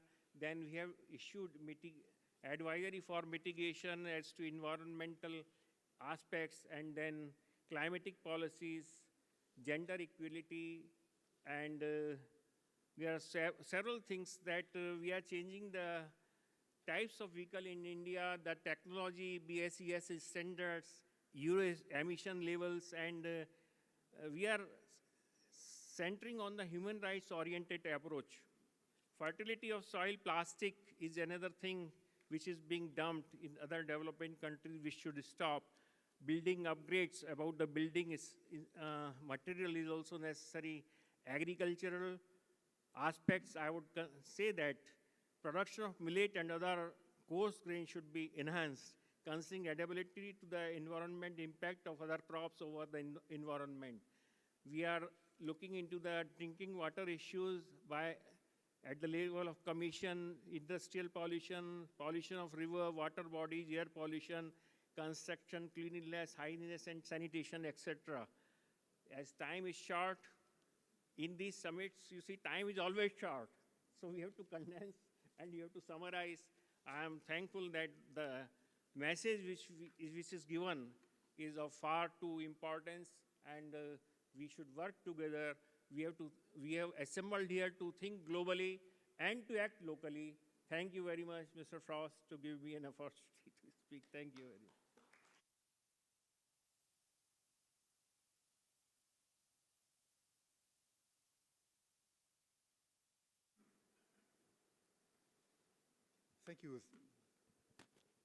Thank you very much, Justice, for the last presentation. And as we have now like 15-20 minutes for a general discussion, I will open the floor for a sort of general debate. And the main purpose of this general debate is to address the topic of the conference, but also to stick on the theme of this session, which is on climate and human rights. You have two possibilities. One would be to deliver a very short statement or address one question to one of the panelists. And at the end of our discussion, I will give the floor to some of the panelists if they want to respond to questions or statements made by the audience. So, because I don't know you, all of you, I will ask you to introduce yourself, your name, but also your organization, if you are part of one organization, and then to ask your question. And again, be very brief. because we have a very large audience, and I would like to make sure that all of you would have the possibility to give a say or to have the possibility to present views, statements, or recommendations or questions to the floor. So I'll take 2 questions to start. 1, 2, 3. You have the floor, sir. No, that's 1, 2, 3. Thank you. Thank you very much. I would like to thank the speakers. Concerning the human rights... Could you please introduce yourself? My name is Mushira Khattab. I am the president of Egypt's National Council for Human Rights. Concerning the human rights approach to dealing with climate change, and the fact that now the General Assembly has adopted a resolution that it is a human right. My question is to the Office of the High Commissioner for Human Rights. How are you assisting states, NHRIs, to adopt this human rights approach? What are the general measures of implementation of this particular human rights? It will not be only UPR, but it will be also, or it has to be with specific treaty bodies to report to on the implementation of this human right. Thank you, sir. Thank you. Thank you for your question. I think that's a question for Sarah, if you're willing to respond later on. So now you have the floor, sir. Yep. Here. Can we give the microphone to the... No, here, in front, on the first rank.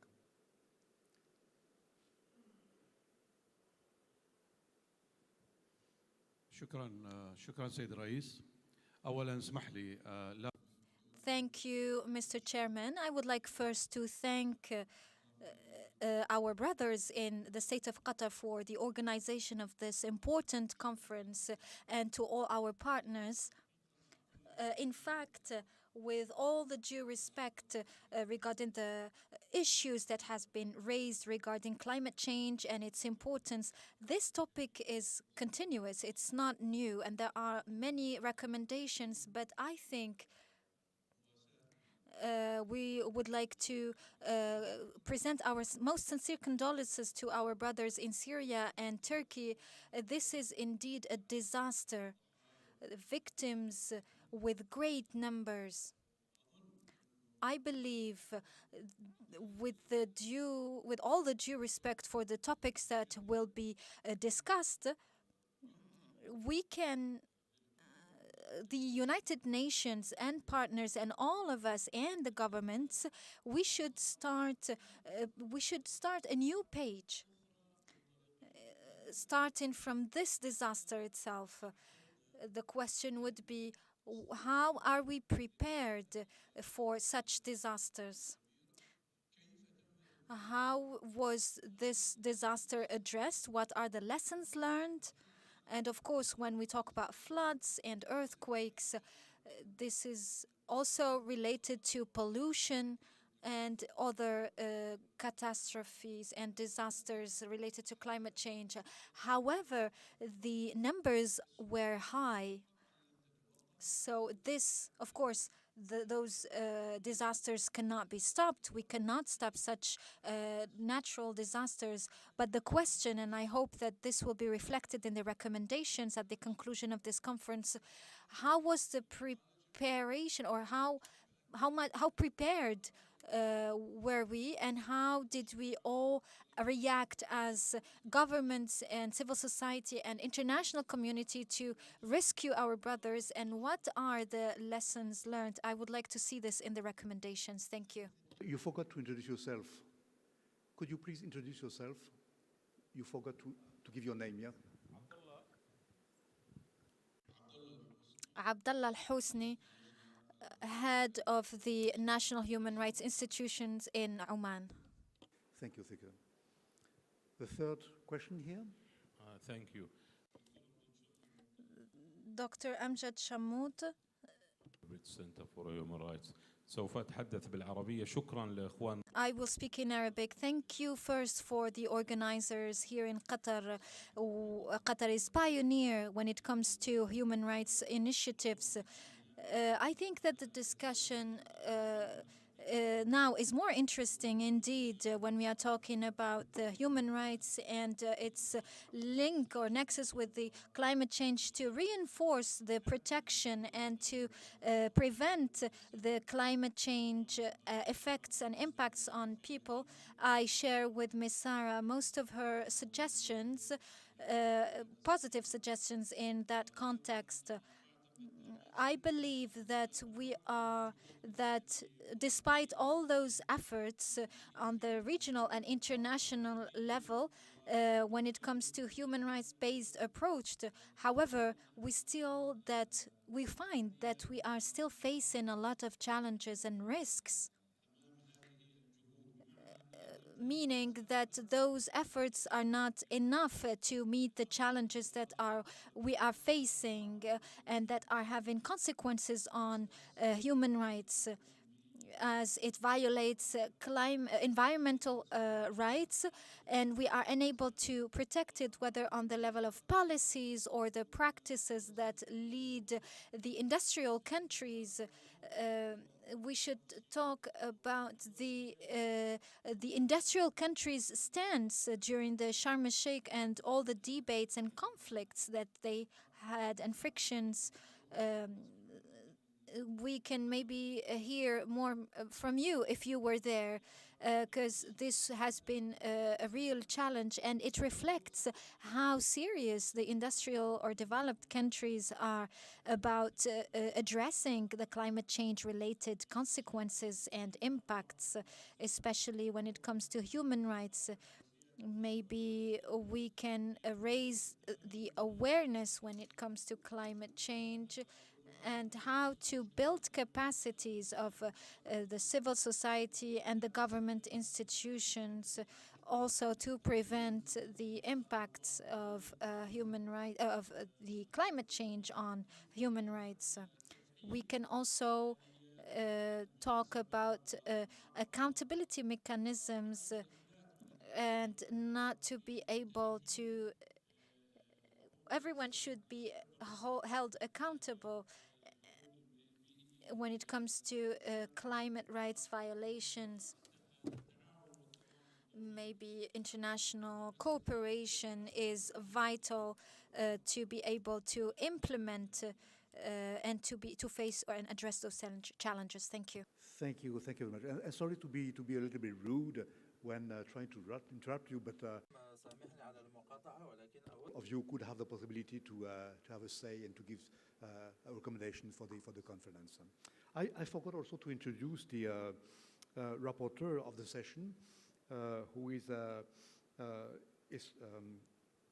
Isra bin Al-Zain, Human Rights Officer at the United Nations Training and Documentation Center, and she will have a huge task to summarize our discussions, and I'm sure that she will make sure that the presentation of this morning will be made available at least on the website of the National Commission of Qatar.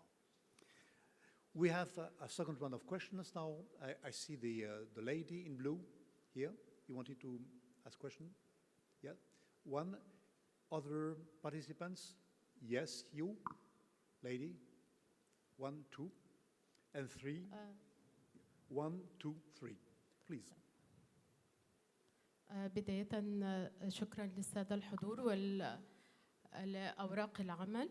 First of all, I would like to thank the panelists, and also I would like to thank the paperwork presenters. I'm a legal expert. My name is Rania. There are many recommendations dedicated to climate change and all the engagement that every country should put forward.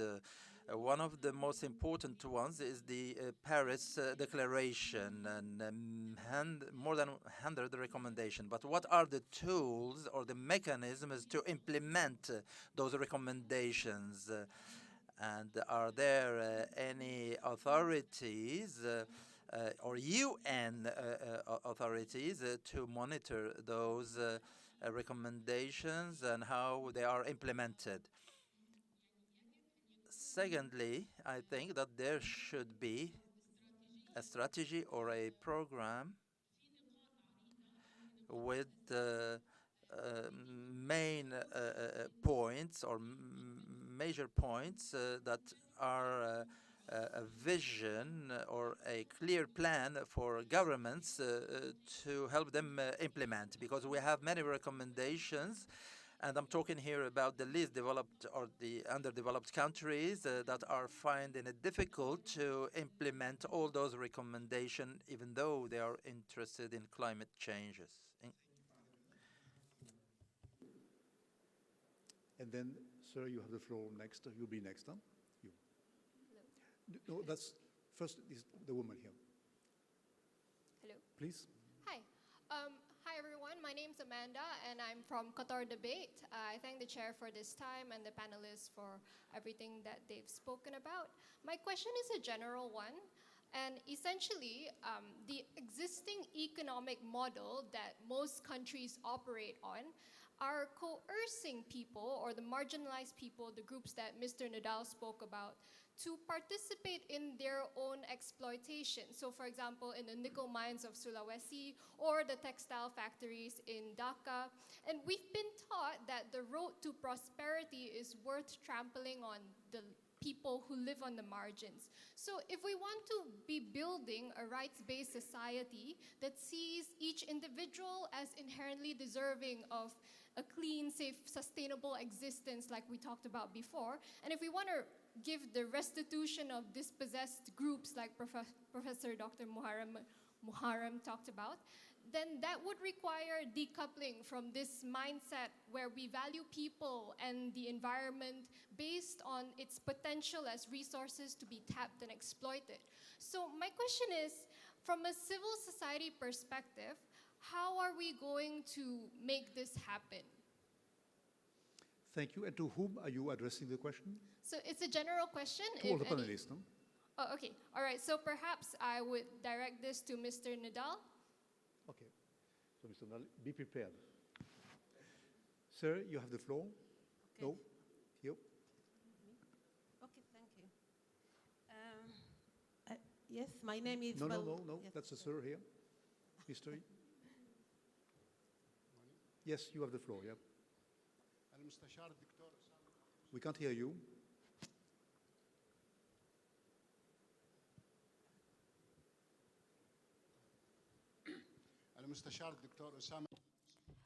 Dr. Osama Adusi, Advisor, National Committee for Human Rights.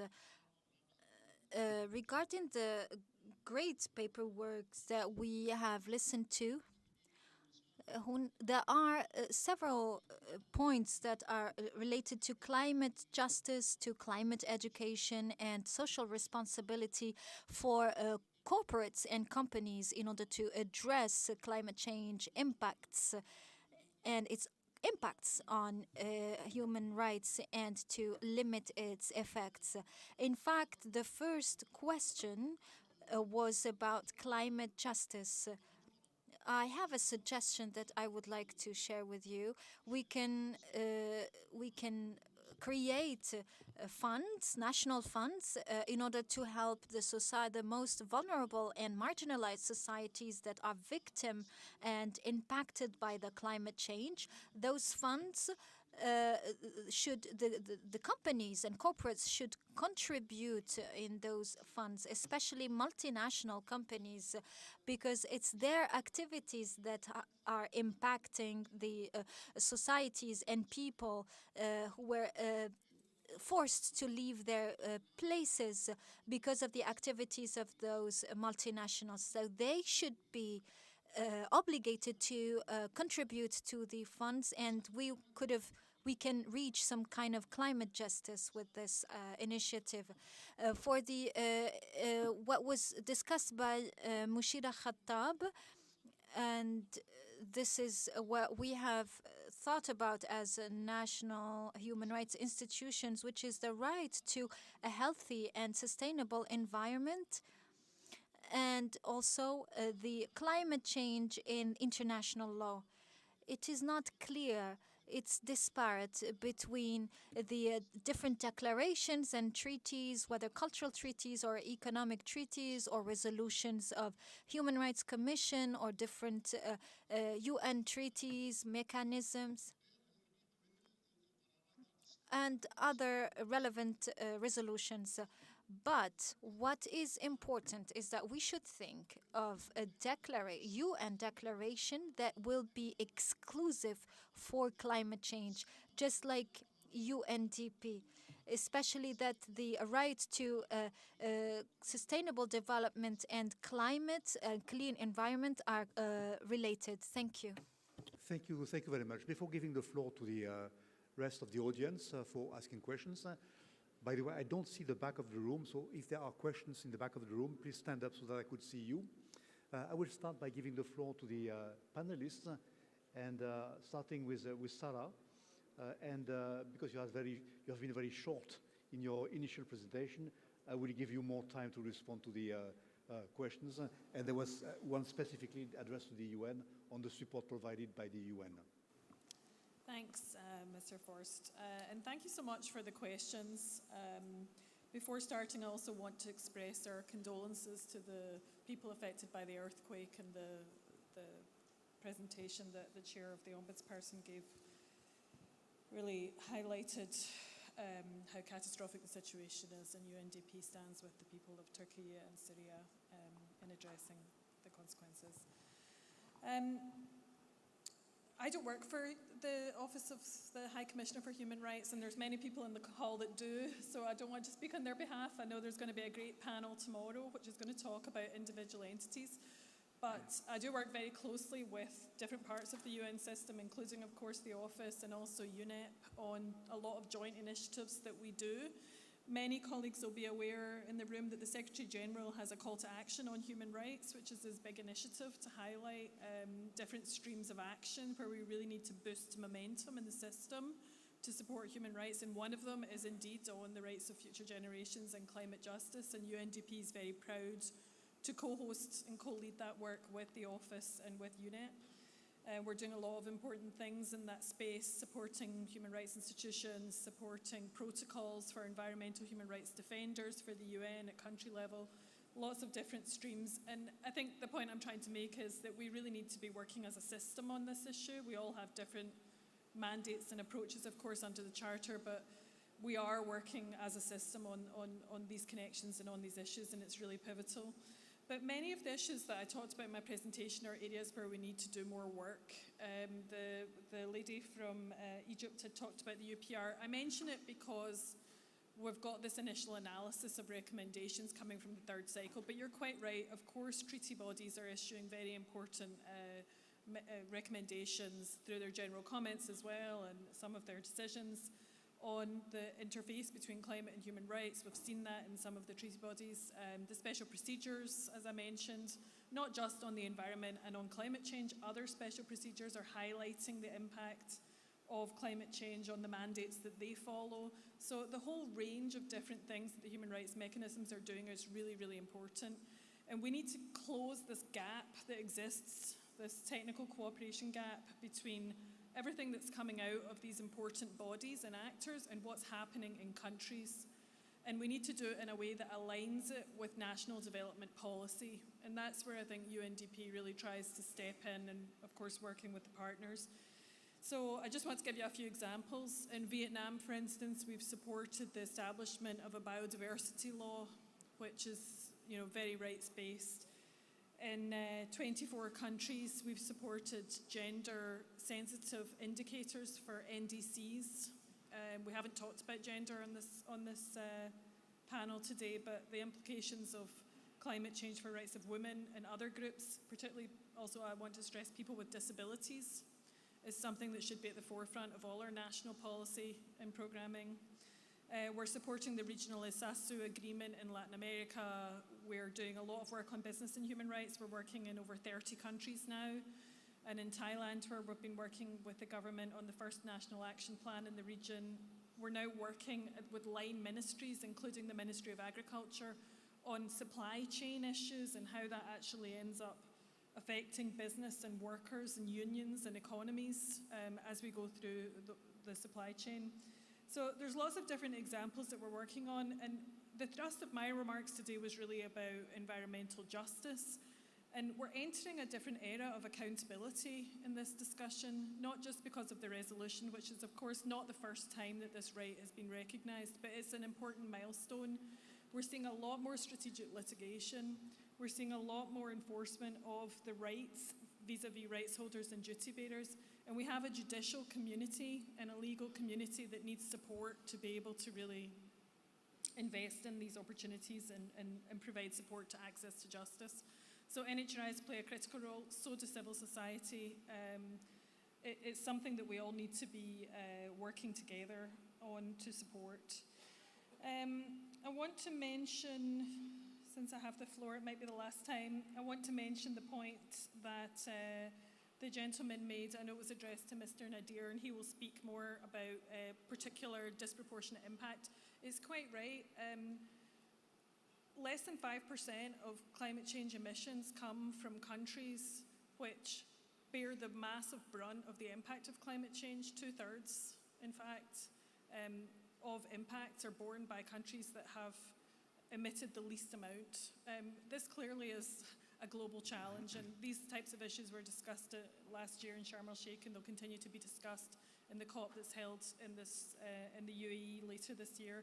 The whole discussion on loss and damage, the whole discussion, I think, is highly linked to the right to development, which also, is over 35 years old, and we're not operationalizing it well enough in relation to achieving the SDGs and climate change. So I hope that the outcome of this conference is that these types of issues are much more consistently brought into discussions on climate action, and that we're really using this human rights-based approach, not in a rhetorical way, but in a practical way in countries. And I think we've tried to outline a few ways UNDP is doing that, but we're really proud to work with so many different actors in this room because this is an issue that needs global solidarity and cooperation. Thank you. Thank you very much, Sarah. And we are also very privileged to have many specialists in the room. We have Benjamin Schachter from the Office of the High Commissioner for Human Rights with us today. He will be one of the presenters today or tomorrow.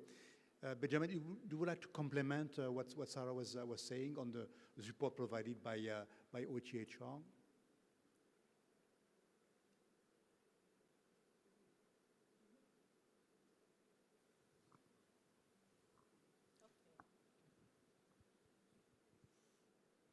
Thank you. It works. Okay, thank you, Michelle, and thank you, Sarah. I think she's covered well the collaboration and work that the UN system is advancing with respect to the right to a clean, healthy, and sustainable environment and rights-based climate action.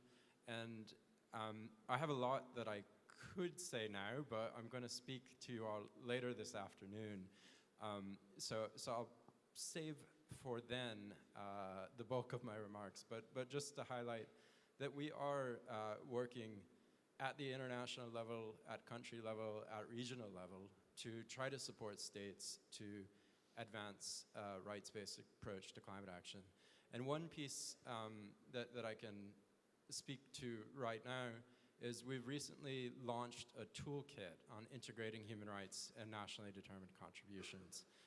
And that toolkit is illustrative of how you can apply human rights obligations directly to policy-making processes. In this case, nationally determined contribution under the Paris Agreement. But the basic tenets of that toolkit, and it goes through having a participatory and inclusive process, integrating gender equality, the rights of indigenous peoples and local communities, integrating a commitment to human rights generally, the key obligations of states, so to mitigate, to ensure adaptation that benefits the most vulnerable, so on and so forth.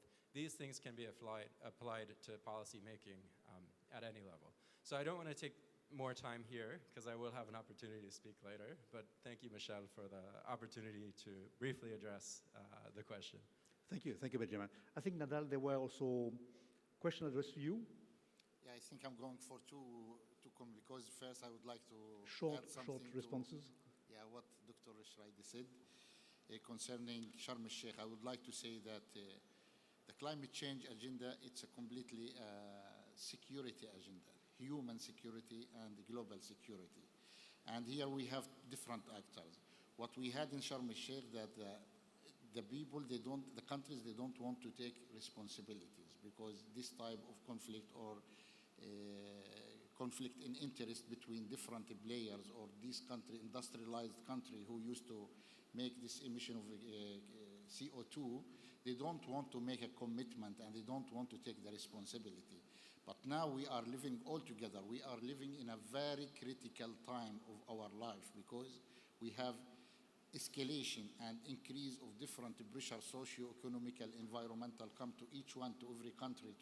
So it's the time to take decision. And it's the time to push them forward to move. And then to go through this way, once we speak about the capacity building, we are not speaking about only the capacity building of adaptation and mitigation, but we also speak about the capacity building of accountability, how to follow, how to train the people in the countries who have the loss and the damage to be able to prepare their files and ask for compensation for loss and damage, how to negotiate with these countries, because the people who are living in the marginalized area or vulnerable people, they have to know their rights, not only as governments, but also as civil society, as academia. So this issue is not an easy, but we are looking for the mechanism and the way how it can reach and how to reduce the gap and to make these countries make more commitment and sign for the approach to make things move forward. So this is what we have in this regard. For the second question, how we can make things move forward in vulnerable areas, the work of the NGOs is not an easy work. We are the weakest, I will say the weakest point in the stakeholder decision making, because even in the classification of NGOs, there are different types of NGOs. There are NGOs who have a high value, high voices, because they are supported by some political agenda or some countries. There are some people who are working in the ground and their voice is not heard, and there are some NGOs in the middle.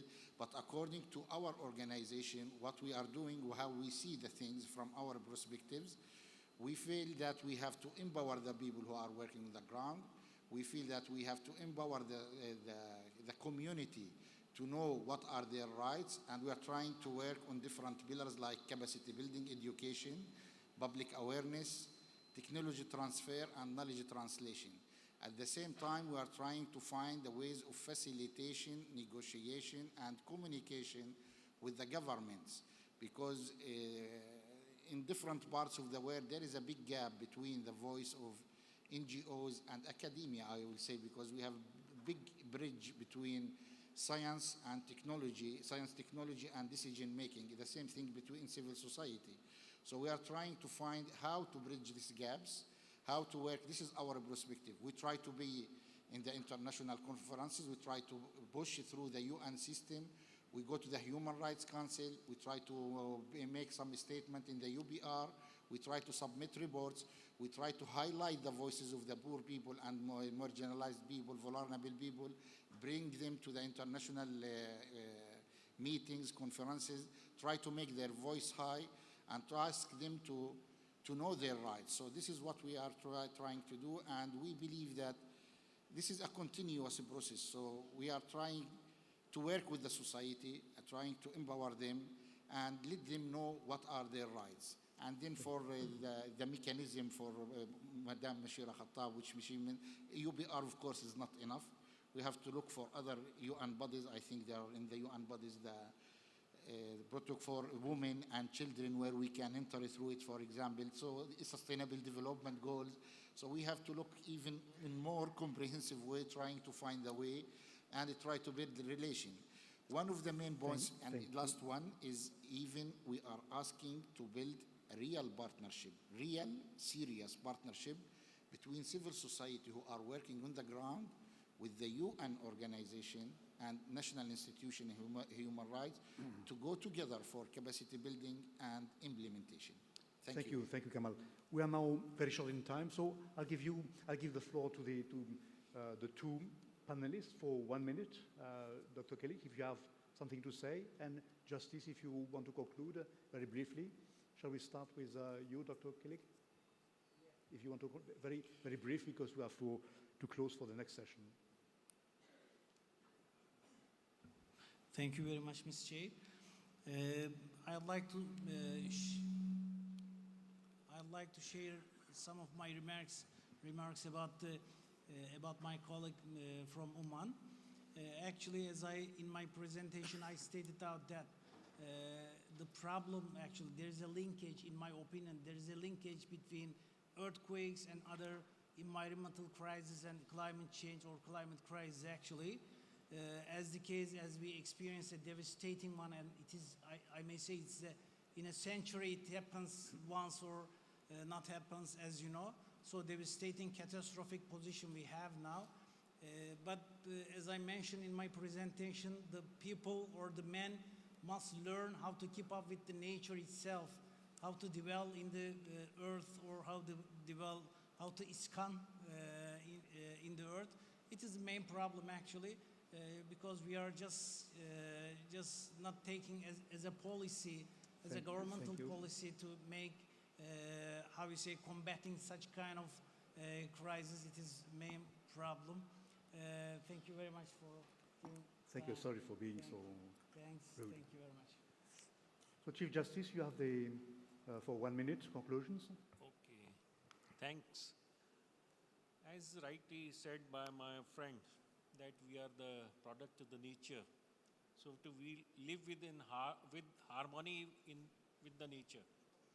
In case we destroy this harmony, we are going to be destroyed definitely. We are on the verge of extinction. Human race will be extinct in case we continue with this kind of reckless activity which we are doing as on today. Firstly, polluters pay principle is being enforced in India, that is one, and then afforestation fund, we have a statutory fund for the purpose of afforestation in India, and that is being utilized for the purpose of afforestation, and all of us have to perform our duty first. If we want to live in a good atmosphere, if we cut the trees and want the fresh air, it will not be possible. So let us perform our duty, then to enforce our rights. Then question of enforcing the rights would come. We have to balance everything on the earth. We have to work together. Those countries which are suffering a lot due to pollution generated by the developed countries, they are not having the technology as well as the resources. So this question has been rightly raised and should be addressed by all of us together. Thank you, Justice. So I'm very sorry. I see that there were many requests for intervention. So we have additional sessions later on and today. So prepare your questions, recommendations, and I'm looking forward to reading the outcomes of this session. And I'm wishing good luck to the people who are supposed to do the wrap-up of this conversation. So thank you very much. We are breaking for 20 minutes, I guess, and then we reconvene in 20 minutes, I guess. That's okay? Okay, good. Thank you very much.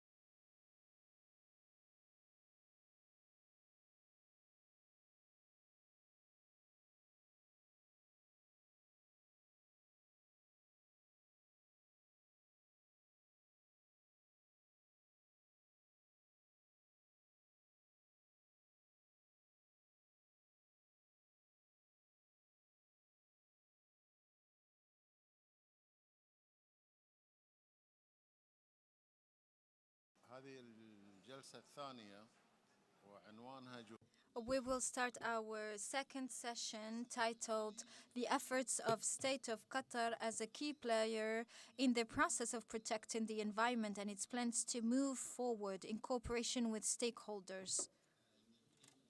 I am delighted to present my colleagues who are participating in the session, Mr. Mahmoud Abdulaziz Al-Marwani, Ms. Budur Al-Mir, Engineer Jawahir Salaiti, and Dr. Alexander Tamatu, UNDP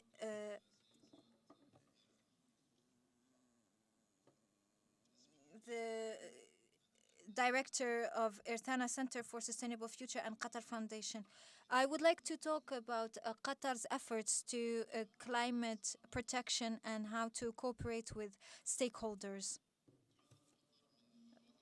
Qatar was one of the countries that signed the UN Convention Framework on Climate Change 25 years ago and signed a Kyoto Protocol and Paris Agreement that was ratified by Qatar in 2017. Qatar realizes the threats posed by climate change and the need to take action as of now. And this is reflected in Qatar National Vision 2030 that integrated environment development as one of its key pillars. The National Climate Change Plan lay out how Qatar is complying with its international obligations within the framework of climate change. It includes more than 35 measures in order to mitigate climate change and CO2 gas emissions, including adaptation for common interest that is likely to mitigate the climate change on our societies and our lifestyles and natural resources. I should mention here that there are around 50 stakeholders in the state of Qatar. In 2012, Qatar became a founding member, actually, of the GGGI fund. The institute opened an office in Qatar that is working closely with local authorities to reinforce the climate action. Qatar supported the International Green Fund with 10 million with direct work on sustainable energy, sanitation, natural landscapes, and sustainable green cities. In 2017, Qatar donated more than $2 billion for the SDGs. In 2019, Qatar donated $100 million to support small states and least developed countries to cope with climate change and environmental challenges. Since 4 years, Qatar donated $20 million to International Laboratory Network of UNDP in 60 developing countries to address climate change and most pressing issues of climate change. In October 2022, meaning last year, Qatar launched its first solar energy power plant that can produce 10% of Qatar's electricity it needs and will reduce significantly CO2 gas emission.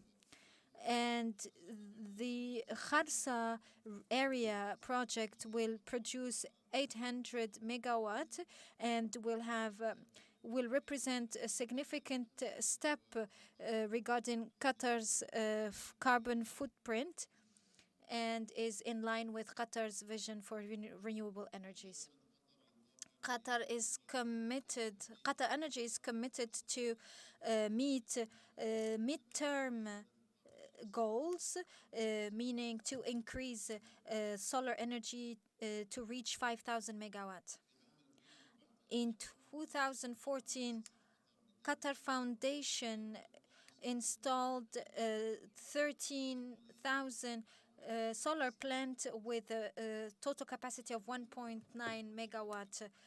Qatar is building the biggest blue ammonia with the capacity of 1.9 tons, as in line with Qatar's vision to have a lower gas emission and more sustainable economy. Qatar's Climate and Environment Research Center is working on developing a plan to support the policy making in order to reduce the carbon footprint and to change and transform the infrastructure on the long run.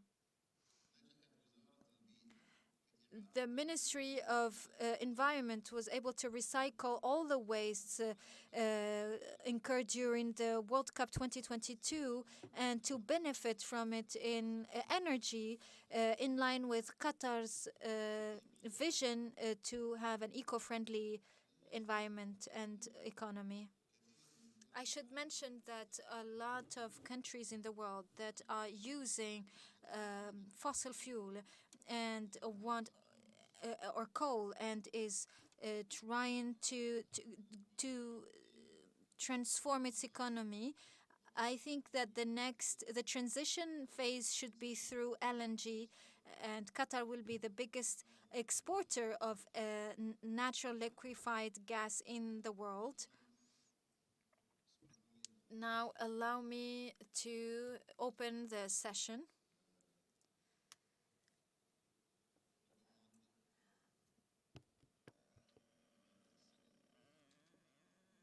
We can start with Ms. Budur. Almir. I think every paperwork presenter has 10 minutes, and please respect the time allowed to you.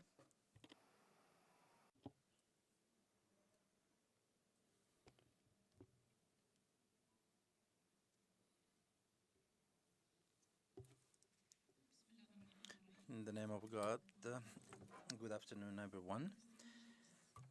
I'm honored to address you this morning. I wish to thank all organizers for the invitation and also take this opportunity to wish all participants a successful conference. It makes me proud that my hometown Doha is the host of such an important meeting as this, and it brings together two of my personal passions, climate change and human rights. The meeting today is also very nicely positioned along last year's announcement by the United Nations General Assembly that having a clean, healthy, and a sustainable environment should be considered a human right. My speech today will be reflecting on another event hosted here in Qatar recently, namely the FIFA World Cup Qatar 2022. Some might think that this was just a football tournament, but for us, it was much more than football. It was our opportunity to expedite the development of our country, to bring about positive change, and of course to welcome the world to our country, have some fun and celebrate the power of football together. Sport and climate change have an interesting relationship. Please allow me to touch on three aspects. Taking the action to reduce emissions, hosting events, and doing sports come with emissions relating to transportation, energy, water use, equipment, construction, and so on. As a sports sector, we have a responsibility to measure and reduce our emissions. Reliance on nature, a lot of sports are dependent on a certain climate to be practiced. Think of all the outdoor sports like marathons, cycling, sailing, as well as arena sports like football, tennis, and so on. With changes to climate, practicing these sports and hosting large championships will become more challenging. The megaphone, sport has an enormous reach. People care deeply about sport responsibilities and sports teams. Through climate leadership in sports and smart campaign, we as industry sector can influence and mobilize a significant number of people to take the climate action while engaging with sports and in their daily lives. We always knew that hosting the FIFA World Cup in Qatar was an opportunity to design and deliver that would reduce environmental impact during the event and at the same time leave a positive legacy.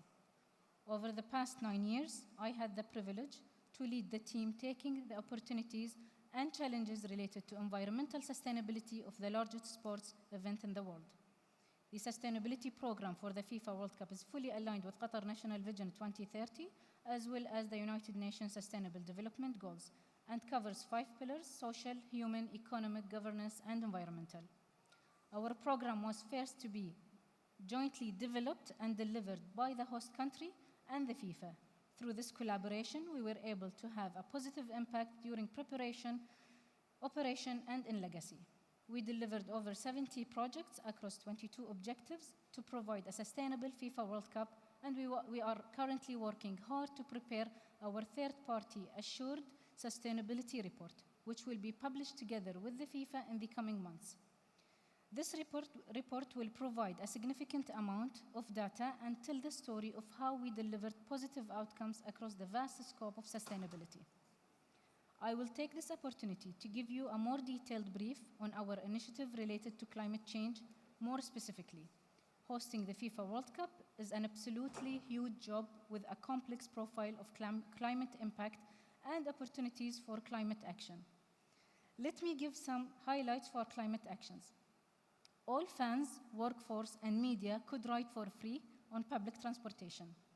Public transportation include the amazing Doha Metro, coupled with bus fleet which includes 750 fully electric buses.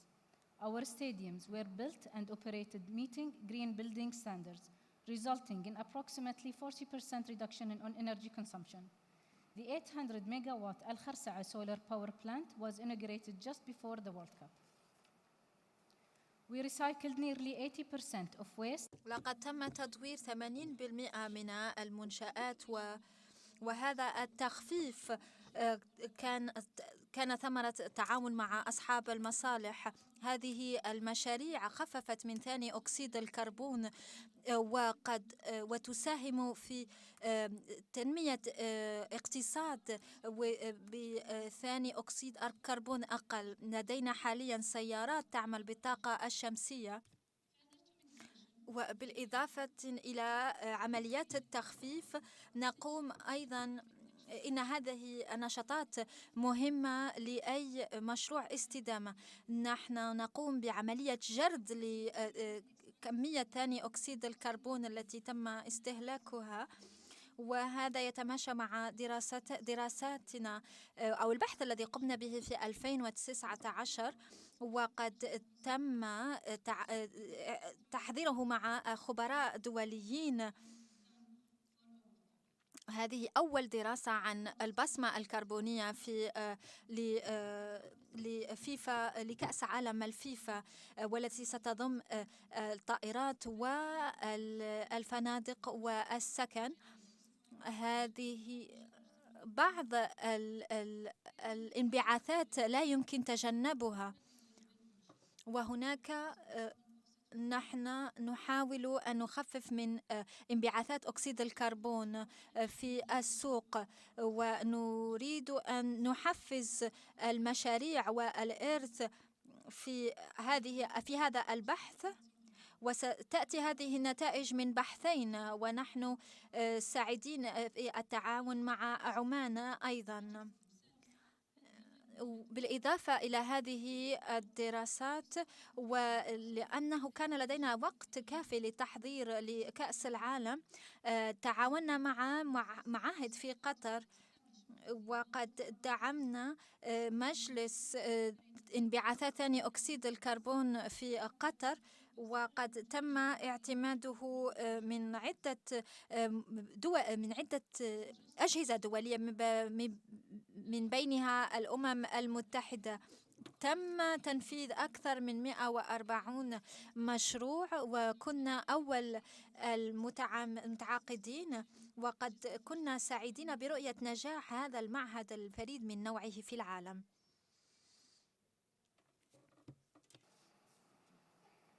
In the next few months, we will complete the ex-post carbon greenhouse gas inventory, and we will have further details about our offsetting projects to explain how we reach our goal of carbon, the neutral FIFA World Cup.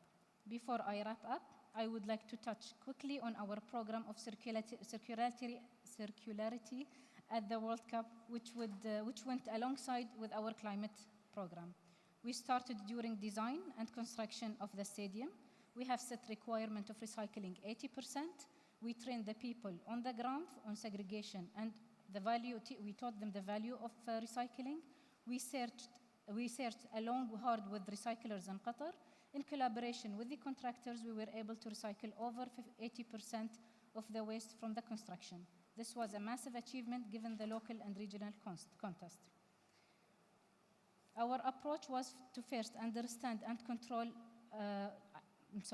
with 64 sold-out matches in less than a month, we knew the challenge to manage the materials used in the association waste during the event itself was immense. Our approach was to first understand and control the material brought to the stadiums. Our sustainable sourcing code required suppliers to minimize waste and to make sure that they brought the stadium could be recycled or composted. Second, we ran fan and workforce waste recycling awareness program using social media, FIFA legends, etc. to encourage everyone to segregate the waste properly at the stadium. The third step was to set up a system on site that could deal with the waste generated. We arranged for dedicated plastic, metal, glass, cardboard recyclers. However, the biggest stream was organic waste. That's why we have partnered with local company to place composting equipment on site to convert this waste to precious compost.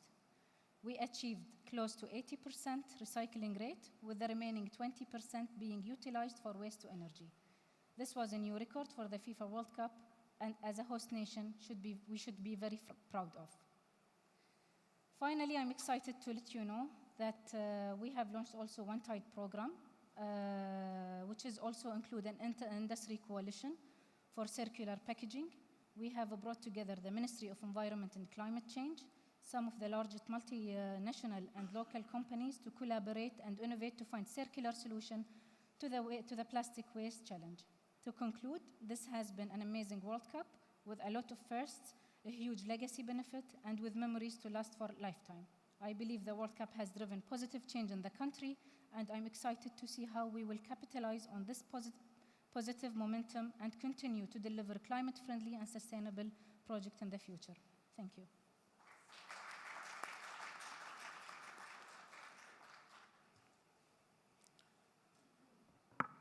You were excused for going over your time, but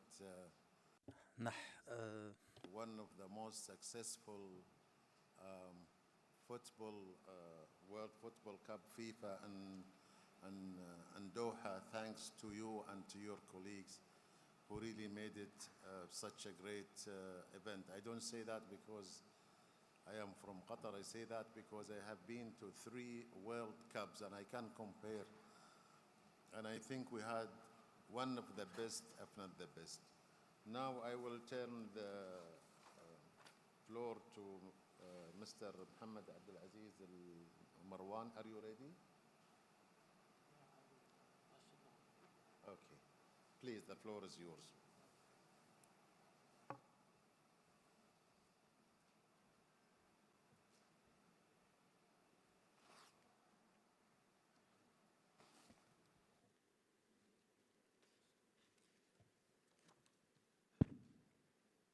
بسم الله الرحمن الرحيم. In the name of God, good morning, everyone. Thank you, Your Excellency. Well, first of all, I would like to introduce myself. My name is Mahmoud Abdulaziz Al-Marwani. I'm the Assistant Director of the Climate Change Department at the Ministry of Environment and Climate Change in the state of Qatar. Since October 2021, the Prime Minister, Minister of Interior, Sheikh Khalid bin Khalifa Al Thani inaugurated the national plan for climate change in the state of Qatar. And today, with my presentation, I will give you a small overview about it. Well, this is the main causes that impact the climate change in the state of Qatar. We see an impact which is linked to the shores of Qatar. The biodiversity, we had to adapt in order to secure food security and to adapt to the rise of temperature and all what can impact the culture and the historical monuments. The state of Qatar has made an obligation to reduce 15% as of 2030 when it comes to the emissions and what are the expected reductions in emission in order to achieve 25% actually. Normally we're talking about 46 million tons of CO2, and our commitment is to reduce it to 10.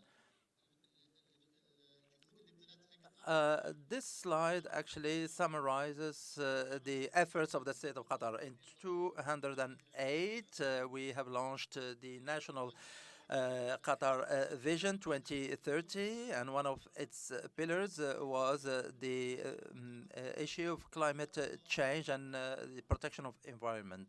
And we had to take measures and concrete actions. We had the first Qatar Declaration in compliance with the UN Convention and also the COP18 recommendations. In 2016, we have signed the Paris Agreement.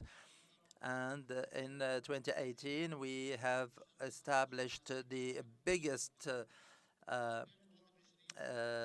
plant in the MENA region. And also, we are committed in the state Qatar to achieve our plan. So we have sent our national plan to the UN. In this slide, we can see different sectors where we will see the reduction, and we have 5 different initiatives. If we have a quick overview, in the field of oil and gas, we have a project to capture the emissions, and we have the Al Kharsa'a plant with 500 megawatt through solar panels.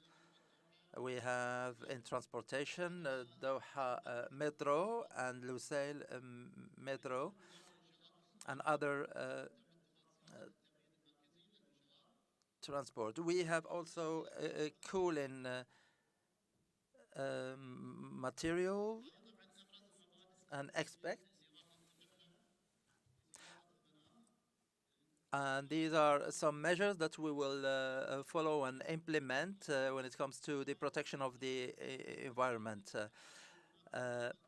Of course, human touch is has the most impact on the environment. So we will take measures to protect the environment, and we will accelerate the transformation. And those who are most affected are the stakeholders that are here with us today. We will work with them in order to implement our action plan. In this slide, you can see that all what we have seen depends on the capabilities of the resources and we all work together in a chain system.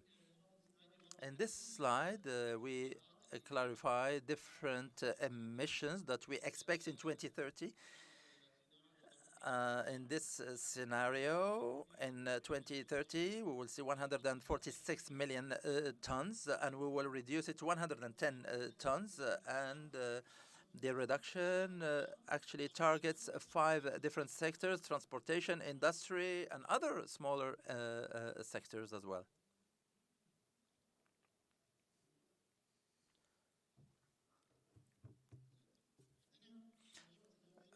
We have also the measures of adaptation with the climate change. Of course, we talked about the diminution and the reduction, and we have many things when it comes to climate change that we need to adapt.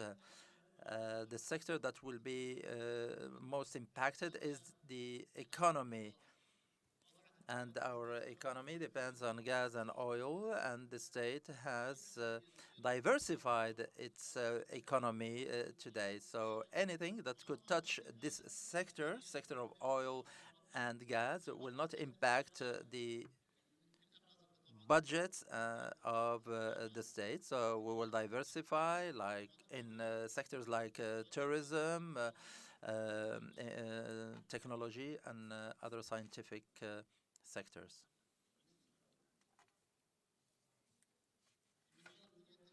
In terms of the infrastructure, you know that we have an inclusive plan to have sustainable plans for the cities. As you know, desalination is the main source of our drinkable and potable water. And the government has put forward different plans to have sustainable water resources. As you know, the rise in temperature can impact human beings. That's why the state of Qatar has implemented different legislations to combat heat stress and stop work during the peak hours of heat. Biodiversity is also very important. That's why we see different initiatives in order to raise awareness, partnership, and protect biodiversity in our state. When it comes to food security, we have launched a plan for the food security in partnership with different partners like the food industry, etc. Now, the tools of empowerment. The first tool is communication with the government and awareness. That's why we target universities, and we organize campaigns to engage society. Human resources, as you know, Qatar Foundation is really dedicated to raise awareness among the youth, and we have different campaigns. As Engineer Boudour said, that the Supreme Committee for Delivery and Legacy has taken action. Also, when it comes to greenhouse gases, we have set up different policies with incentives in order to encourage all partners to take action, and also to develop policies regarding the protection of the environment. We have also different tools of implementation. We have dedicated one and only authority that will follow up and monitor the implementation of this plan. And in this case, it is the Ministry of Environment and Climate Change. We collect data. We analyze data, and we also make sure that the data is correct and concrete. Third, the governance, and also we review the plan, and in order to see whether we are going to achieve our objectives, we need to review our plans and maybe amend them and change them when needs be.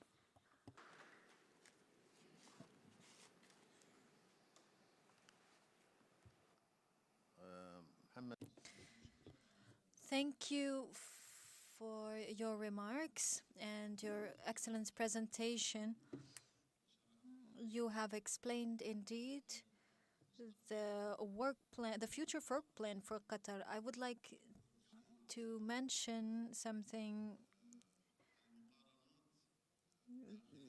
The local comparisons and the participation in international presentations. Many countries are saying that we will reach zero carbon emission, or will be in net zero in the next decade. This might be possible, but there's no way to measure in an equal way. I will be more precise. For example, a country like Sweden, where there are a lot of forests and rivers, can reach this goal in the near future. But for us, we are in a region that has a lot of challenges when it comes to the weather, to the climate, to the water scarcity. I don't want to mention how much it costs to have a plant, to have trees in Qatar or in the Sahara. So reaching some goals in a specific deadline is not just and fair for everyone, as the data and the requirements are not the same. Now I give the floor to Ms. Jawahir Mohammed Salaiti.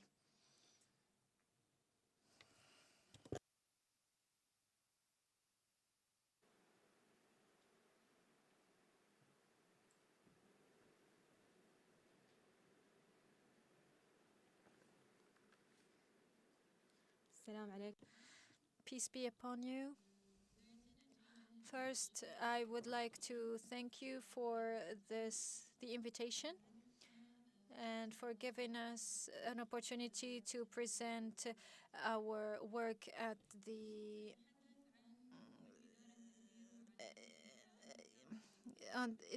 I will talk today about the Waste Recycling and Treatment Department at the Ministry of Municipality of the State of Qatar and its contributions to protecting resources and the environment. This is the protection of resources and the environment is of an utmost priority in order to protect our environment, and we should stop overexploiting our environment. We know that there are many environmental challenges, including the increasing gas emissions that impacts the greenhouse gases. One of the main achievements that we have reached in the Waste Recycling and Treatment Department in Qatar, the first achievement is our role in World Cup 2022, and the second is our role in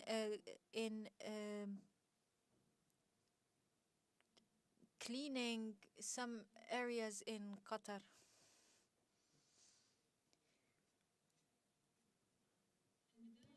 First,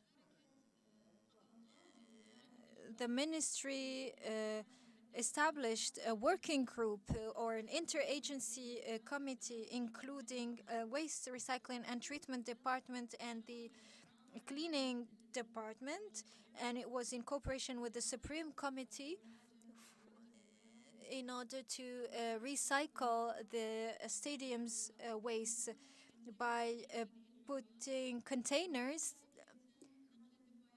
and then the waste are then taken to the regional centers, and then it was recycled in the specific centers.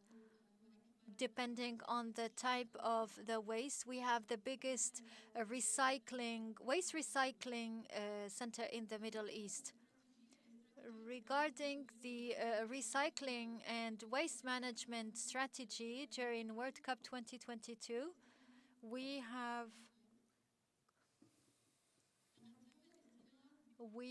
used 4 pillars to use recycling. We had 2 containers, the green and the blue one. The blue one is for the recyclable items, and the other items are thrown in the black container. And then we have sorted the items to find the items that are recyclable, and then we have transformed the recyclable, the organic waste to knowing that the organic waste were the biggest had the biggest percentage during the World Cup from the World Cup waste. And then we have used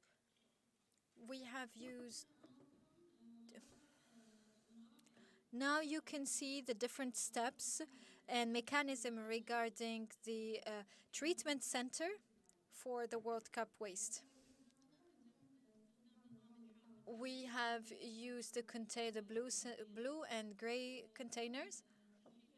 Those containers are then to the specific centers, and then it are dispatched to the relevant waste center that receives 320 tons of waste every day, and it contributes to and produces compost that is used for sustainable energy. The other wastes are taken to the treatment center, and then we have usually contracts with recycling factories that will take care of the recycling. As you can see here, the performance of the Waste Management Center during the World Cup 2022, we have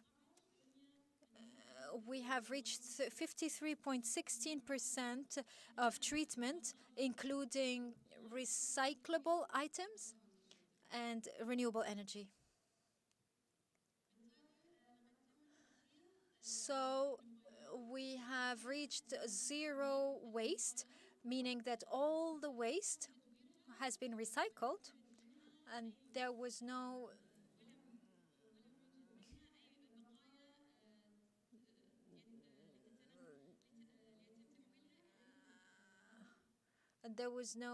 waste that was not recycled.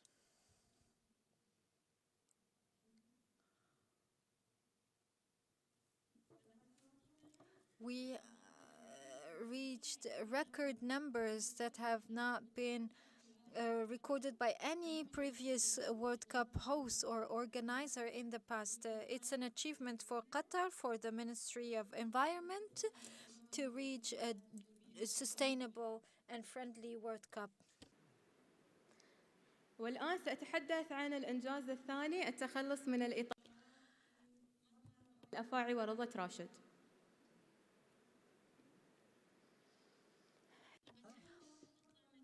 We have set up a plan in order to recycle tires that is in line with Qatar's National Vision 2030, and that to achieve global development goals, and in partnership with, and to support the national economy as well.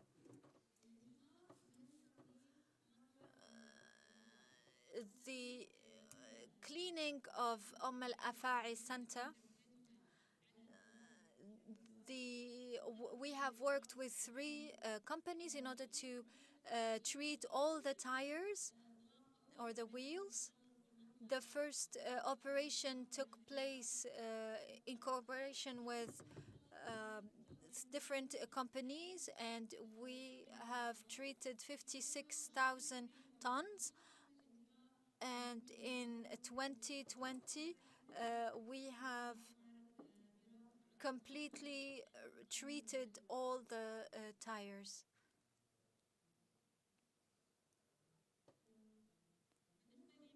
Regarding Rashid Center, it receives 20,000 tons of tires, and it is currently the only center to receive the wasted tires. In 2020, we had 4 workshops.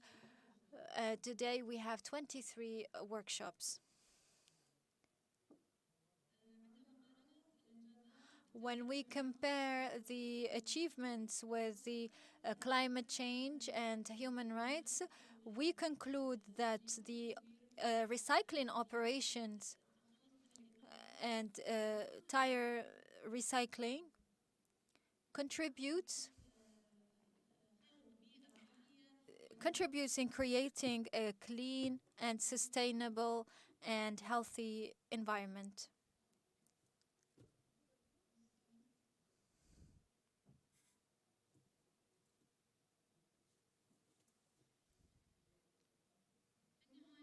In conclusion, the Ministry of Municipality, represented by the Waste Recycling and Treatment Department, is trying to find solutions to reduce greenhouse gases emissions and in line with the human rights, and by adopting sustainable development and creating a waste-free environment.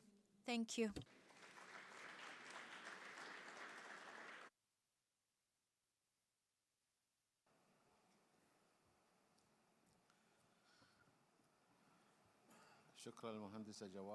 Thank you very much, Engineer Jawahir, for your excellent presentation. Now we give the floor to Dr. Alexander Amanto in the institution of Erdna Center. Before I give him the floor to talk about the researches and the development, this actually opens the door to engage many challenges that we deal with, and I'm very optimistic when it comes to the researches that we are doing here in Qatar. And I give now the floor to the doctor to talk about this theme. Thank you.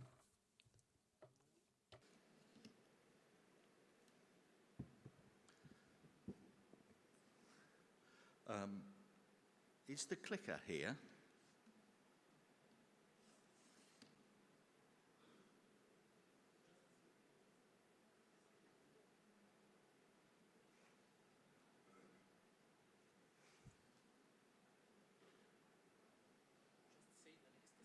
Okay, is there not a light pen? A light pen.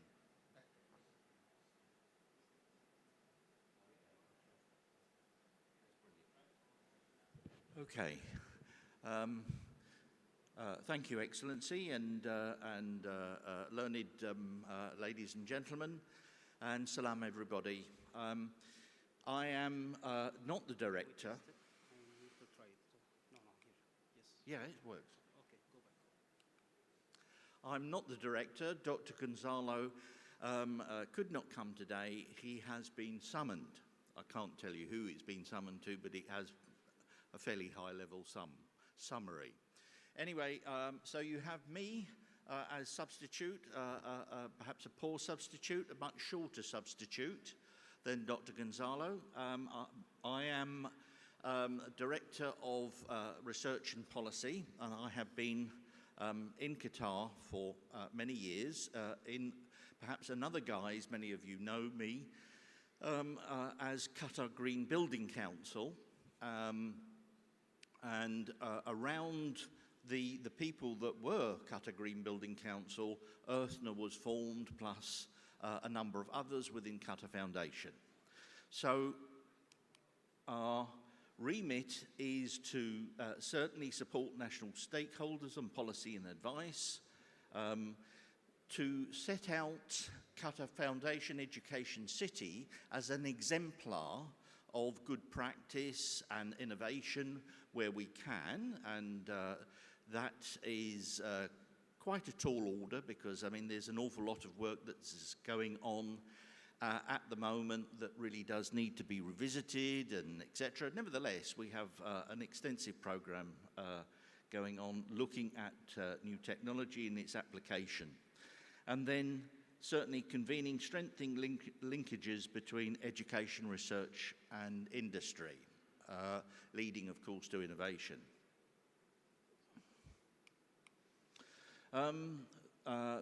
His Excellency the Minister mentioned that Qatar is in a place where we have pretty extreme climate, and this indeed has consequences as far as greenhouse gas emissions are concerned, and looking into the future, perhaps the greatest challenge will be an increase in heat, perhaps not so much the sea level rise, which everybody says is, or thinks is, Qatar was going to be particularly challenged. We've done a number of EIAs looking at sea level rise. It is certainly an important consideration as far as adaptation is concerned, but primarily we are going to be concerned with increased levels of heat during the summer, extended periods of over 50 degrees centigrade, increase in dust, an increase in extreme weather events, and so therefore Qatar does need to gradually build up the infrastructure to deal with these particular circumstances.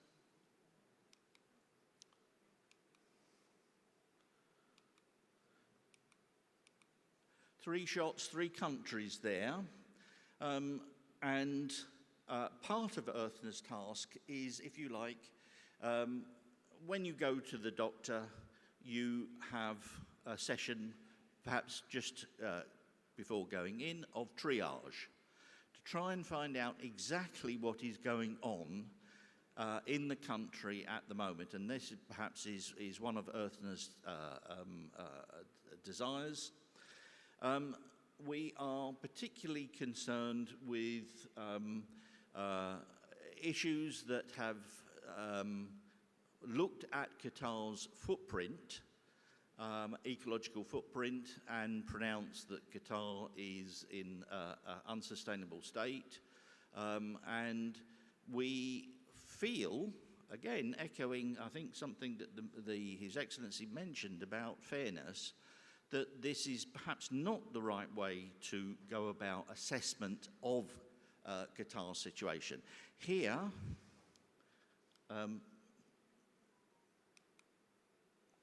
you can see the three countries, and you can see that Qatar over there on the right, that top band is looking at the depletion, or rather the use of non-renewable resources. Build-up of human capital is in yellow, and you can see that in the other two countries it is high, and then we have produced capital, and then foreign assets, etc. What we are looking at perhaps is a different way of looking and evaluating wealth, and we are doing this with the consultants of the World Bank, and the results will be, I think, really quite interesting. Essentially, the work is beginning to look at the difference between a production-based assessment of our impacts and going to a consumer-based assessment of our impacts. And if you think of it, Qatar is a small country, and at the moment, it is pilloried often, especially from some of my own countrymen in the Guardian newspaper, and we see Qatar as being the highest per capita CO2 producers. It is, I think, these figures are based again on a production approach. But if you think about it, Qatar is a small country, it's producing an awful lot of LNG, most of which is exported. And if you take a consumer approach, then we rather think that these figures that are shown here would be very different. And so we are working on looking at that at the moment, and we will have some results in the near future, which we hope to discuss at our summit, which is in a few weeks' time, to which I believe many of you are already invited. If you're not, then please do tell me, and you feel that you want to be there. So we are a non-profit research and advocacy centre established to provide a holistic view of environmental, social, economic prosperity as part of Qatar's ambition to enhance sustainability, inform and influence national and global sustainability policy. Again, initial work has indicated that perhaps we really do need to take a global look at the consequences of Qatar's investment in LNG. And the top line is Qatar's CO2 emissions based on a production territorial basis. The bottom line shows what we believe to be and have calculated the CO2 saved because LNG has substituted the use of coal and other fossil fuels. So what you can see there is that if you do take that into account, then actually Qatar's CO2 emissions are really offset considerably by that intervention. So the conjecture is that overall, if you look at global anthropogenic greenhouse gas emissions, actually Qatar's investment in LNG has actually reduced that total. That's the conjecture. And this is our assessment of replacement based on those countries that Qatar supplies to: South Korea, Japan, China, India, Pakistan, Chinese Taipei, and Thailand. So this is typical of our ongoing work, and again, our reassessment of wealth, which is, I think, we believe to be at the cutting edge of economic assessment of national assets and in particular ecology. So, is the country on a sustainable path, if you like? This is our question, and I think as work goes on, what it is revealing is that perhaps Qatar is in a better place than it actually perceives itself to be at the moment. We're doing work, as is the Ministry, on the circular economy.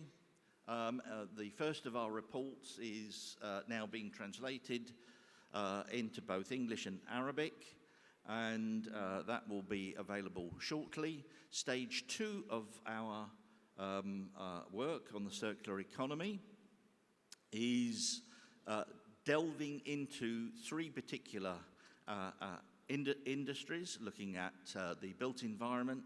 It looks at domestic waste, that includes packaging and food, and it looks at the hospitality sector. And those results will be with us within a few weeks, and again, will be discussed at the forthcoming summit. The third aspect of our circular economy, and I do want to stress that circular economy is not just about waste. It is absolutely not. It's really about the efficient use of resources so that we can reduce our overall environmental impacts and thereby be that much more sustainable. So that will begin to look at Qatar's domestic economy, and essentially what we intend to do is an LCA, that's a life cycle assessment, that includes both materials and energy of each particular sector. Now this is fairly substantial work. I want to say that anybody who's interested, please do come and contact us, contact me in particular. This is my particular field.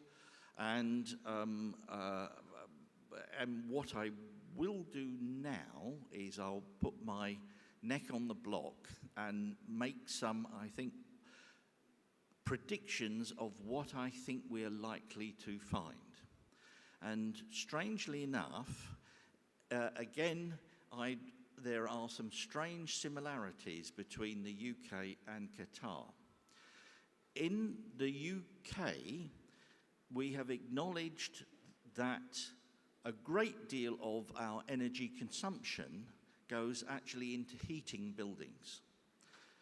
In Qatar, we know, and by far Qatar's impacts are because of energy production. But if we could certainly be that much more efficient, and we really do look at our cooling loads within our buildings, then this, I think, will help reduce substantially Qatar's CO2 domestic energy consumption. So that is the area that I believe, but we are, at the end of the day, empiricists. We are about measurement, and this is what the ongoing work will either substantiate or not substantiate. We are also concerned that it is not just about global warming. There is an especially urgent crisis as far as biodiversity is concerned. So together with others who are here, and I see them all arrayed before me in Qatar University as partners in this project, and indeed the ministry too, who are doing absolutely great work. We are taking, if you like, a snapshot of Qatar's terrestrial and marine ecology, but also looking at aspects within that overall, if you like, snapshots. Again, go back to that triage analogy. We're also taking into account the legal aspects of ecological protection, etc. We're looking at, again, economic valuation of ecology, and it's not just about ecological services to man. There are other considerations in terms of rarity that we need to consider, and again, it's complex economic arguments about how you make that assessment. But nevertheless, I mean, Qatar has a valuable terrestrial ecology, which at the moment we think is a little undervalued. We're certainly very interested in ecotourism, and part of our new study, which I'm pleased to announce has just recently been funded by the MSC Foundation, will look at mangrove restoration, but not only mangroves, I hear you say from Qatar University, it's also seagrasses and corals, and indeed oyster beds as well. And it will look at the connectivity of those, and we will undertake some mangrove restorations. This has just commenced, and it's a very exciting project, and my particular interest in it is looking at the socio-economic side and looking at ecotourism.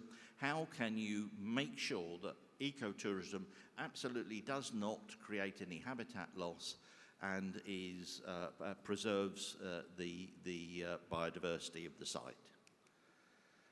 Excuse me, Dr. I'm near Amato, the end. could you Yes, sum it up I will. quickly I because will of the jump. time, I will jump to the end. Please excuse my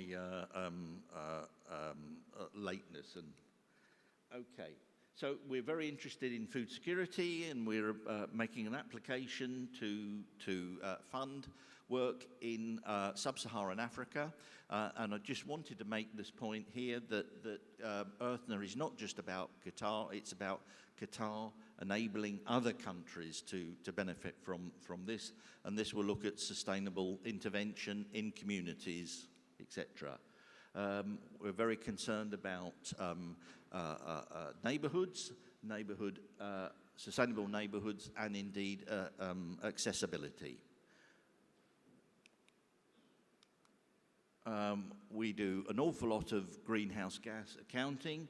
That you can see is Education City, and in fact, where the horses are kept are by far the highest consumers of energy and therefore emitters of CO2. And we're also interested in the Qatar National Dialogue, climate change. We have a lot of outreach, Sustainability Week, which you all know of, and indeed many of you have been in workshops.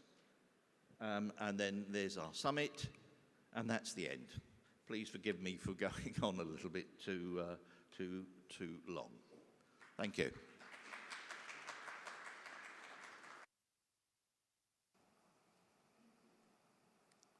Thank you, Dr. Amato. I will tell Gonzalo how a very excellent presentation you have made on his behalf. أعتقد شكرا ل Thank you, dear participants. We will open now the Q&A session. I think we are a little bit constrained with time. I think I see a lot of faces who are probably hungry, so please let's keep the questions and the answers short.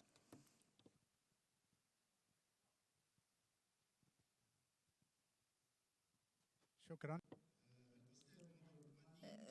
Mr. Mantar Tmanti, sociologist in University of Tunisia.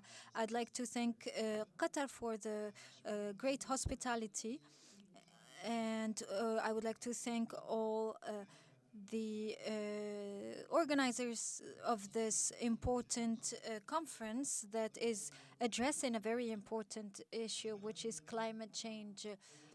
Climate change is a test for humanity.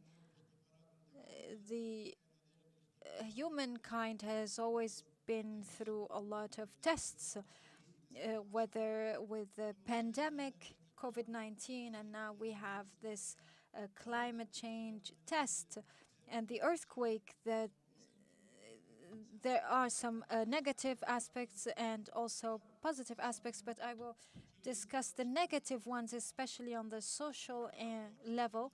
We see new phenomena, including immigration, delinquency, crimes that are all linked to vulnerability and poverty. This is linked to climate change because there is always a nexus to economic situation with the climate change. We need to find solutions to those crises. We always skip that and shift to the technical side. Of course, recycling is important, of course. But I believe that in order to change the social behaviors and the practices, we need to address the anthropologic and cultural side.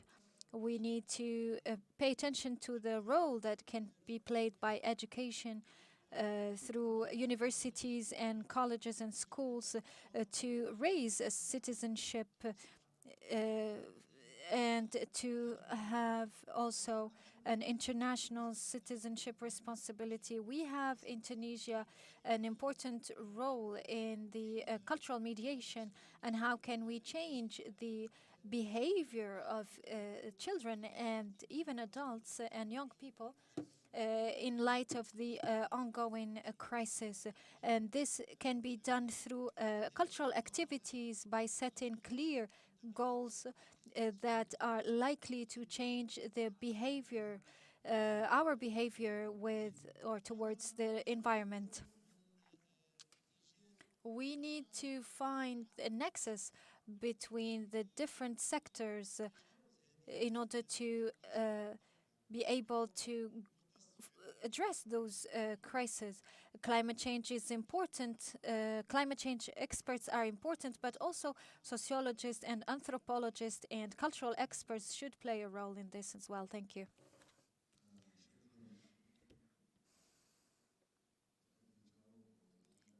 Anyone who would like to make an observation on this statement? I'm Aya Linda Youssef, representative of the International Institute for Rights and Development, but I'm also Tunisian, so I prefer أن أحكي بلغتنا المبينة لغة. I prefer to speak in Arabic. In our Arab world, especially in the Levant and in North Africa, we have pollution due to the arbitration of the waste, especially in our streets, especially in the poor neighborhoods. How can the Arab governments intervene in order to solve this issue, knowing that this does not require tremendous resources or efforts, but rather political will and government measures in order to prevent such practices? Thank you. شكرا. تفضل. السلام عليكم. عليكم السلام. دكتور جلال Dr. Jalal, a professor in the Lebanese University. First question is to Mr. Mahmoud regarding climate strategies.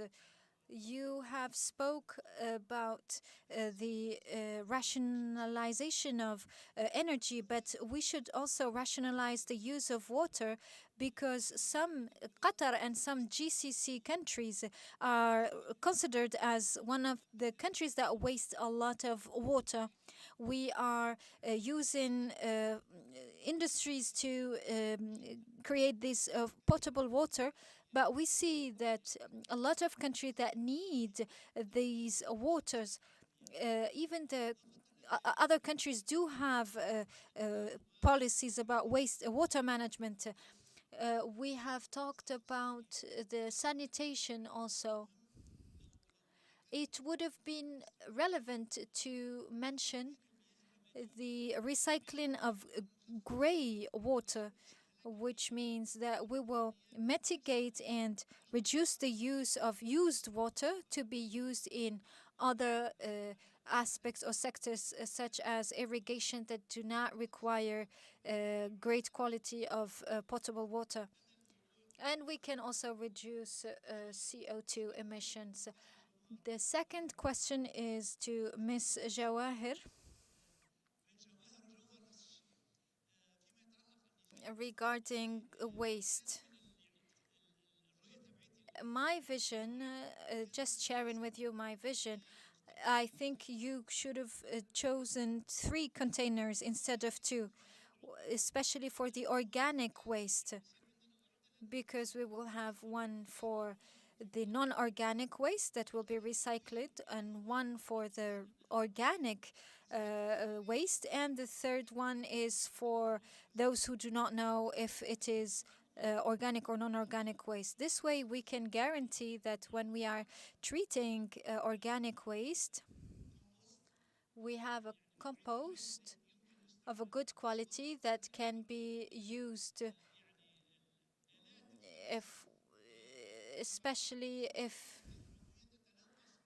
because if we don't do the segregation in a wrong or in a right way, the compost can be of bad quality. Second point, we have talked about the tires. You have not mentioned what we should do after treating those tires. Are we going to use them in the highways, or are we going to use them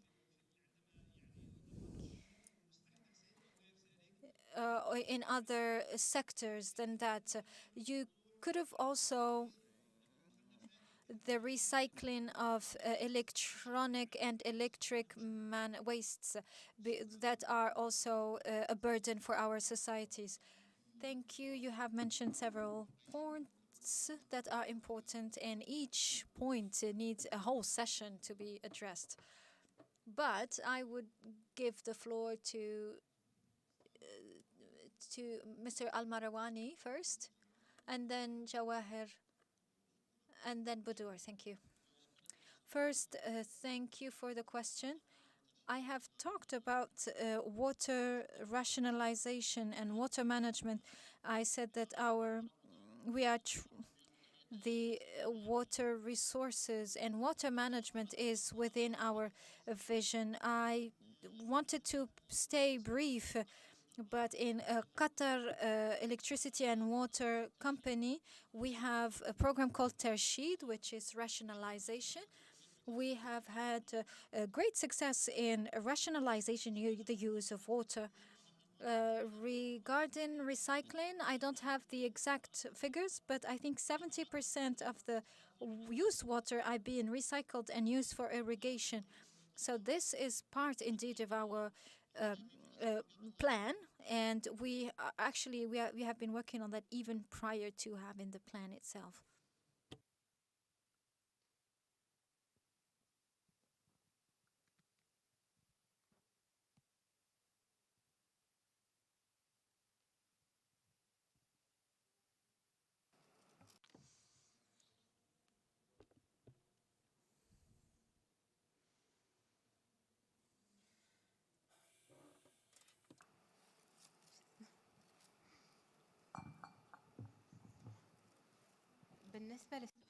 Regarding the first question, regarding the containers, we have 2 containers and not 3. This is in line with the behavior, which means that we are trying to establish some kind of a behavior when it comes to waste sorting, segregation. We have tried to have only 2 containers so that we can train people to have this practice of segregating, and then we will adopt more sophisticated strategies. Regarding the second question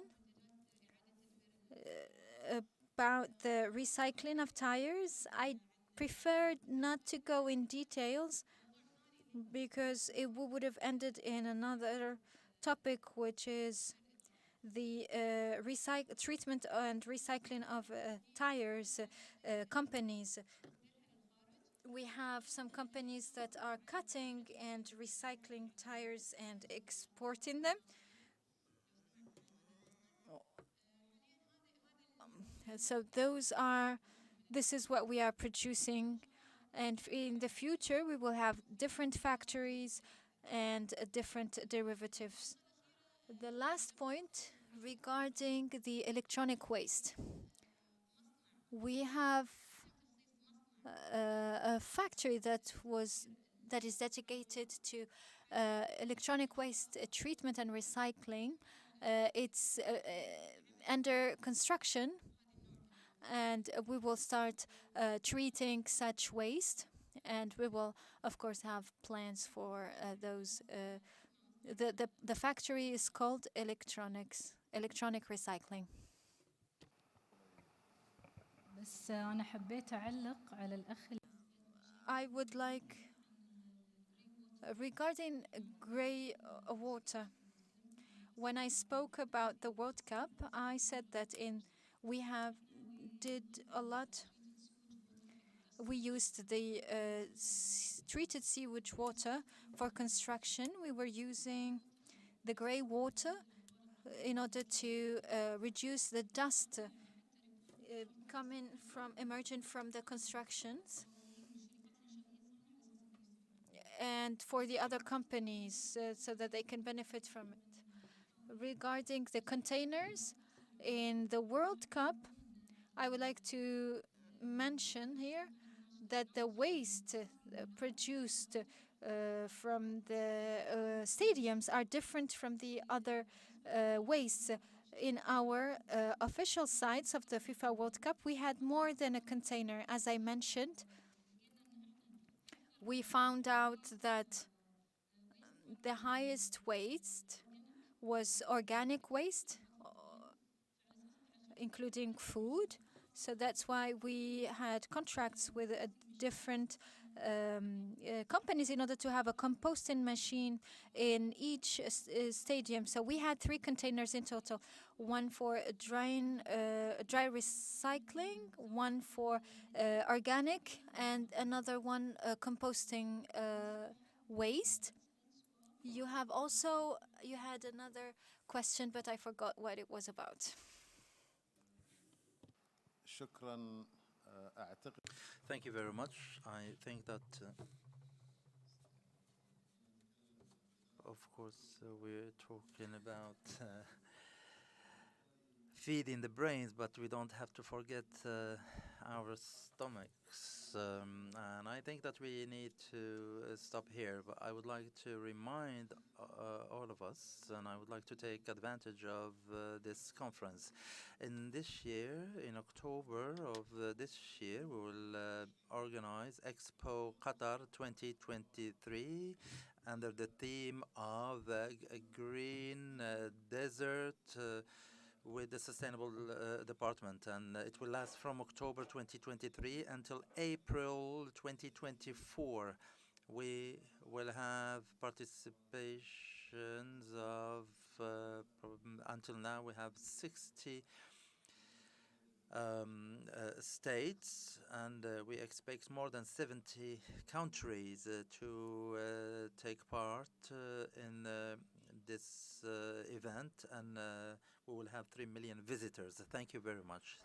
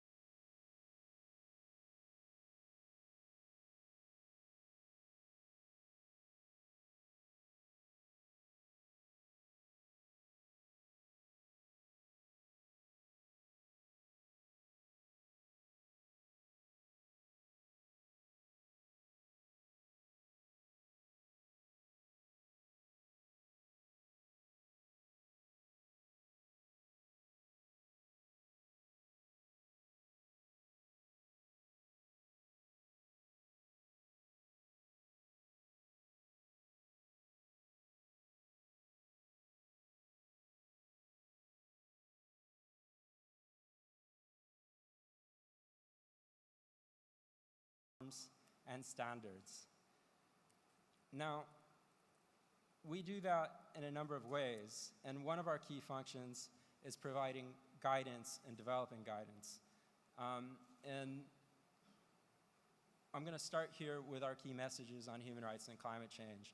This is one of the very first documents that the office produced that articulates the key human rights obligations that states have. Those obligations begin with reducing greenhouse gas emissions. We absolutely cannot prevent the climate crisis from worsening, and don't be mistaken, we are in the climate crisis. There are millions of people whose human rights are impacted right now by climate change. And what we're trying to do is triage. We're trying to prevent the crisis from getting worse. And the only way we can do that, and the Secretary General has been very clear on this and called for it himself, is by phasing out fossil fuels and by reducing greenhouse gas emissions. And that is the first human rights obligation that we are talking about with respect to climate change when we contribute to and participate in these discussions. Now, we also need to ensure that the people who are affected by climate change right now have the capacity, or likely to be affected in the future, have the capacity to adapt to climate change. We need to ensure accountability and effective remedy for human rights harms caused by climate change. We need to mobilize resources for sustainable, rights-based development, and that should be done in line with the principles of equity and common but differentiated responsibility contained in the Paris Agreement and the UN Framework Convention on Climate Change. States have an obligation to cooperate and work together to address the climate crisis, to make sure that everyone benefits from science and its applications, to protect human rights from business harms. And this is really important, and it's one of the key added values of the human rights framework, is that it addresses and requires action by all duty bearers. And we know that businesses have played a huge role in perpetuating this crisis and spreading misinformation and in obfuscating the science in order to continue making money off of fossil fuels. So we have to include all of this, and we have to guarantee equality and non-discrimination, and to ensure meaningful and informed participation. And that's the first thing we do. We work to articulate these obligations, to communicate them to people, and we do that at the behest of the Council, which has mandated a large body of work by the office in this area. We also support the human rights mechanisms of the Council, so the Universal Periodic Review and its special procedures mechanisms. We support the human rights treaty bodies. We support national human rights institutions. And we work to integrate human rights in UNFCCC processes. So those are the things that I'm going to try to cover briefly, and I hope for your forbearance if I go a little long. It's important that we cover these different issues. There has been an annual Human Rights Council resolution on human rights and climate change since 2015. Before that were a number of resolutions between 2008 and 2012.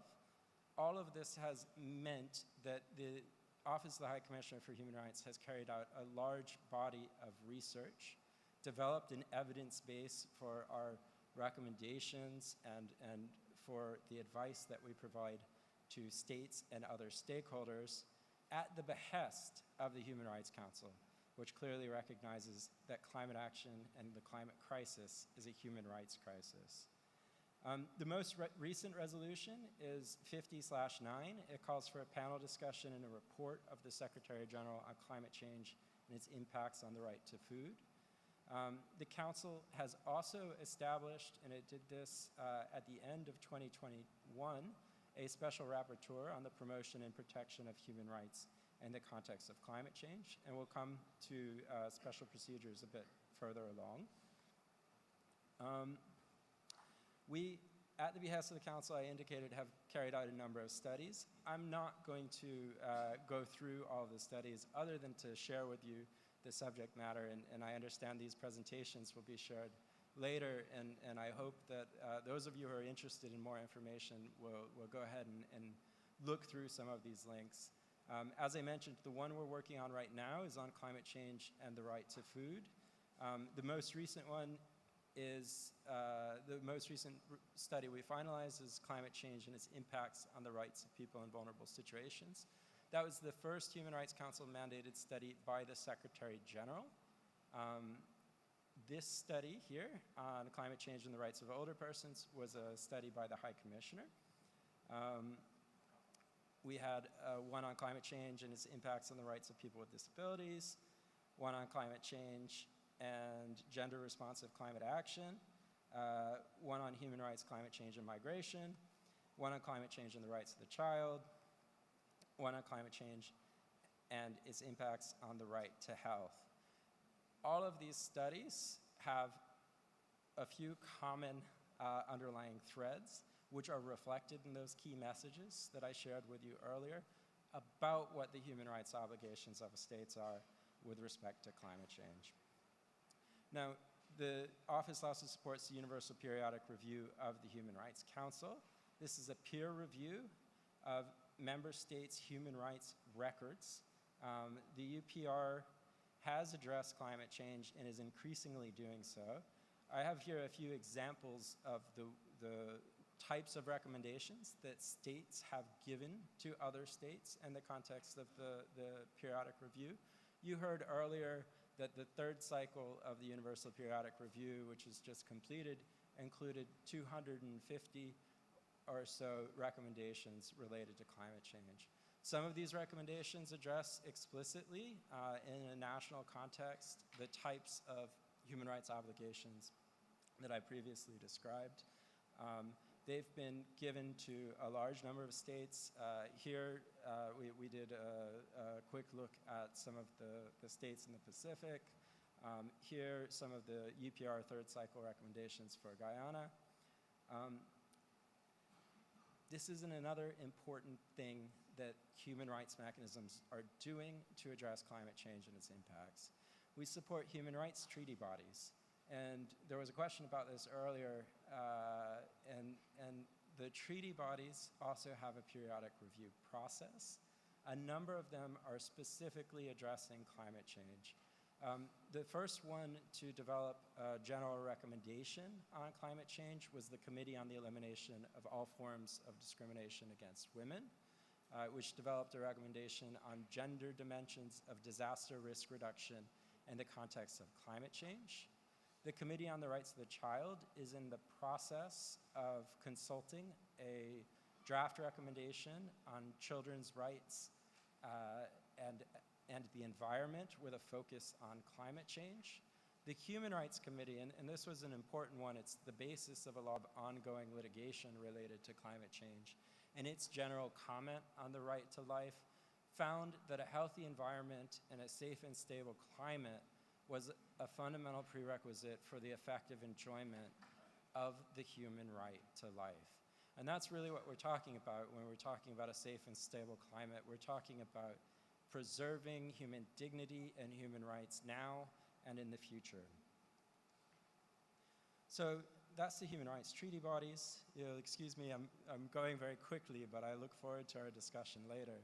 The special procedure mechanisms of the Council, there's a large number of them. I mentioned that a new mandate was recently established on the promotion and protection of human rights in the context of climate change. The Special Rapporteur on Human Rights and Environment has engaged as well on climate change for many years, and a large number of special procedures mechanisms have dedicated their thematic reports and focused observations and recommendations in their country visits and in their communications to issues related to climate change. So food, housing, migrants, internally displaced persons, discrimination, racial discrimination, culture, right to development, all of these mandate holders and others have addressed climate change. All of this goes into that body of work that I refer to. That's the basis for our articulation of the human rights obligations. The special procedures mechanisms have also directly engaged in advocacy towards the UNFCCC and its processes. So before the negotiations of the Paris Agreement, there was a letter from 28 special procedures mandates. That is highly unusual and indicates the great degree of consensus and concern by preeminent human rights experts about climate change and its impacts on human rights related to the outcomes of the COP and calling for a rights-based approach. More recently, there's been a joint press release before the 27th Conference of the Parties, the UNFCCC, by special procedures, calling for action to ensure participatory and inclusive negotiations.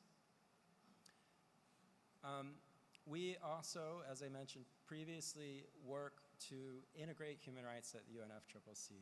So the first reference to human rights in a UNFCCC decision was in Cancun. The Paris Agreement states that parties should respect, promote, and consider human rights when taking climate action. That's in the preamble. It was the first reference of its kind to human rights in a multilateral environmental agreement. This is 2015. The office, the special procedures mechanisms, many of our partners were all involved in the push for this language. And now what we're doing is trying to operationalize it. That's our role, right? To try to make sure that this commitment by states is actually taken into account and reflected in action.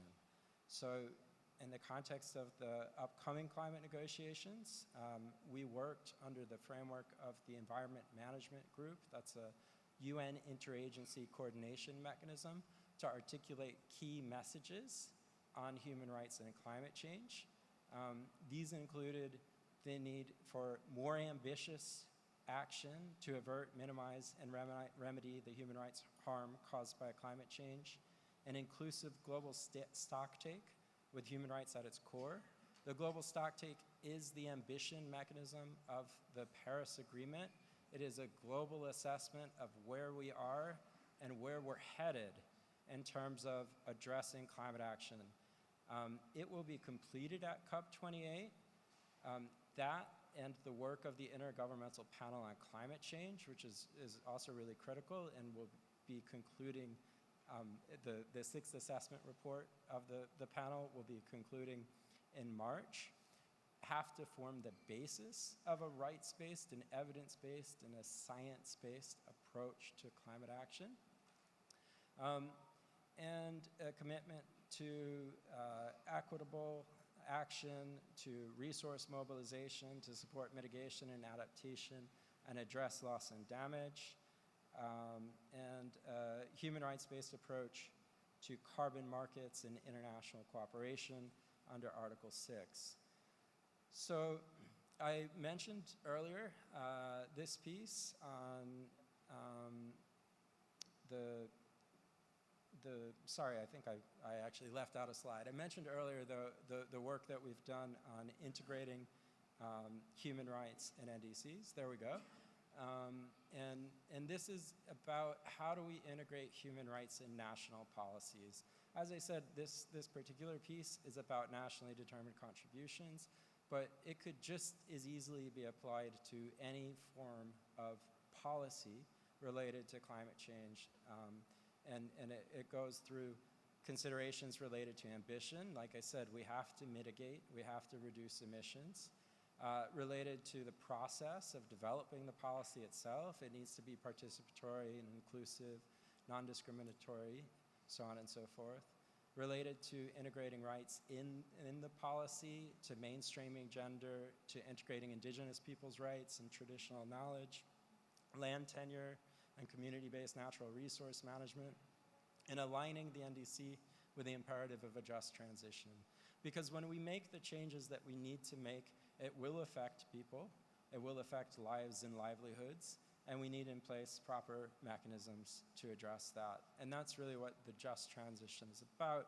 It's going to be about reskilling and capacity building and education and training, and creating new and sustainable livelihoods so that we can change the way that we live and work. Sharing here, and there were copies of this, it's available in all 6 UN languages, our frequently asked questions on human rights and climate change. It includes a lot of the information I've just shared, and it's a really great, I think, but I'm biased, starting point for improving one's understanding of human rights and climate change. And we've also developed some other key messages.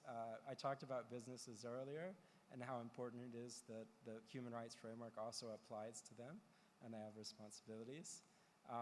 And we've looked in particular at the issue of human rights, climate change, and migration. This is a particular focus of one of the mechanisms on loss and damage at the UNFCCC as well, with which the office is quite engaged. And we have a project looking at climate-related displacement in the Sahel region, which is also trying to explore how we can better address some of the loss and damage that communities and people experience when they are compelled to move as a result of climate change and other factors. So I'll stop there, and thank you very much. Look forward to our discussion. Thank you very much, Ben, for this comprehensive overview about the OHCHR contribution on climate change. In fact, it was very informative presentation, even for me.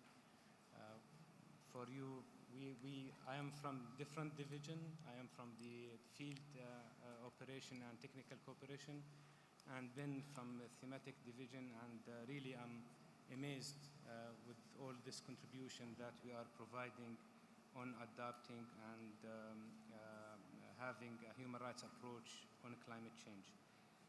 I'll move to the second speaker, Damilola and UNESCO. Over to you. Thank you very much. Assalamu alaikum. Good afternoon. Your Excellencies, ladies and gentlemen, I bring you compliments and greetings on behalf of all of us at UNESCO, especially the UNESCO Chair on Environmental Law and Sustainable Development. Let me start by joining others in thanking the Qatar National Human Rights Committee for bringing us together for this timely and important conference. As you may already know, UNESCO is the specialized UN agency dealing with science, education, as well as access to information, press freedom, and the safety of journalists. So I'm going to be talking about some of the key activities of UNESCO, especially the UNESCO chair in these areas. First, UNESCO aims to advance public awareness and education on the emerging innovative tools and approaches for climate change mitigation, adaptation, and sustainability. Of course, Target 4.7 of the UN SDGs specifically mention the importance of education and sustainability education to create awareness to the public such that they can make choices that can advance climate action. So the UNESCO chair was established and was launched here in Qatar last year to promote research, education, and capacity development on sustainability through workshops, conferences, seminars. The aim is to create public awareness on the direct and indirect impact of climate change and efforts that could be undertaken by stakeholders to mitigate both aspects. Of course, by the direct impact, you know, a number of the speakers have earlier on talked about how climate change is already affecting livelihoods in different parts of the world. So climate change will affect fundamental rights such as the right to adequate food, water, education, housing, health, development. And so our effort in this regard is to promote awareness so that the public can understand this direct impact. Of course, in relation to some of the indirect impact, and I think Ben already talked about them, especially how studies continue to show that even some projects and actions and efforts taken to address climate change may themselves impact fundamental human rights if adequate right-based measures are not put in place. So we emphasize that without a human rights perspective, efforts aimed to address climate change may worsen social exclusions and may result in indirect impact, especially on land rights, right to information, participation, and access to justice. Secondly, UNESCO works to emphasize the role of the media in promoting sustainability lifestyles and behavioral change. Of course, media practitioners can strategically employ traditional and social media tools to encourage conservation, energy efficiency, protection of culture and natural heritage, while also engaging with stakeholders to disseminate information on their roles. So we emphasize that independent and fact-based reporting on climate change and environmental degradation is very, very essential and fundamental to the enjoyment of fundamental human rights, especially to advancing all aspects of the UN SDGs. However, according to a 2021 survey by an international non-governmental organization that specializes on press freedom, Reporters Without Borders, environmental journalists and reporters continue to face increased threats all over the world. So UNESCO continues to highlight the need to ensure a stable, supportive, and respectful condition for environmental defenders and journalists so that they can do their important work of creating public awareness on climate change and ongoing efforts to address it. Third, and relatedly, UNESCO works to provide tools and resources to tackle climate change-related disinformation. Of course, in an era of social media, there is a lot of disinformation on different topics and different aspects, and climate change is not an exclusion. During COP27, the Climate Action Against Disinformation Coalition released an analysis which showed that disinformation on climate change continues to impact public perception all around the world. The data published, in fact, highlights that between 55 and 85% of the population believe at least one of the climate change untruth or misinformation out there. Of course, we have a number of them. Some misinformation will tell you that climate change is not caused by emissions, rather it's caused by, it's an act of punishment for sins of the world, things like that that do not have scientific background. So the aim here is to tackle those misinformation with scientific reports and scientific evidence. Because individuals that are exposed to this sort of disinformation are less likely to support mitigation policies, which may hinder, of course, which means by spreading disinformation, their right to information, which is a fundamental human right, is affected. And of course, that lack of information could also trickle down to mean that the ability of policymakers to tackle climate change may be hindered by such disinformation. So, of course, as the coordinator of the UN Plan of Action for Safety of Journalists, UNESCO is focusing on both aspects of creating a safer and more enabling environment for journalists to safely exercise their profession, as well as to equip them with tools to debunk disinformation, to fact-check information on climate change, thereby being able to provide the public with timely, relevant, and accurate information on the impact of climate change on human rights. UNESCO has a long-standing track record of supporting investigative journalism through capacity building as well as through Output 3 of the UNESCO-administered multi-donor trust fund, the Global Media Defense Fund, which is currently supporting collaborative actions to protect media freedom. Ladies and gentlemen, I should emphasize that the climate crisis is the biggest single threat to the enjoyment of all of our fundamental human rights, including the right to health, water, and even the right to life. So it is important that we continue to support ongoing efforts to address both the direct and indirect impact of climate change, as well as to creating accurate and timely public education and awareness on the need to tackle this problem of climate change. And I think this conference provides such a timely and important opportunity for us to collaboratively explore efforts to sustain and advance public awareness on climate action, as well as on right-based efforts to address it. I must end by again expressing our sincere congratulations and thanks to the Qatar National Human Rights Committee and the organizers for putting together such an excellent and informative program. And of course, at the UNESCO Chair on Environmental Law and Sustainable Development, we look forward to working with the committee as well as, of course, with other stakeholders to advance right-based climate action, education, and public awareness. Ladies and gentlemen, I thank you very much for the opportunity and for your kind attention. I thank you very much, Damilola, for this comprehensive presentation also on the UNESCO contribution on education, media, and access to information, as well as addressing misinformation on climate change. This is very important and very relevant, especially to our region. I move to the third panelist and our dear colleague and brother, Al-Arabi. تفضل.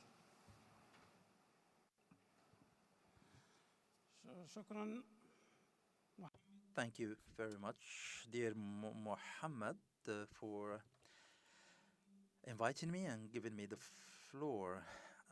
Thank you for chairing this panel, this important panel of the conference. This is not a paperwork in a traditional way, but this is only ideas that I would like to share with you, dear participants. First of all, I would like to thank gratefully the state of Qatar for their hospitality, especially Her Excellency Maryam bint Abdullah Al-Atiyya. And I would like to congratulate the NHRC for their achievements in the field of human rights, including a proper environment that protects human rights with all its generations, the first generation, the second, the third, and the fourth, and we are now creating new generations in the field of human rights. And I would like also to congratulate the organizers for choosing the theme of this conference, which is climate change and human rights. So there are many obligations, legal international obligations, and different committees and subcommittees at the national and international levels that leads to different meetings and fora. Of course, I listened to those panelists from the first session and how they enriched the dialogue, and we would like to thank them. And we have seen some very successful experiences of the state of Qatar.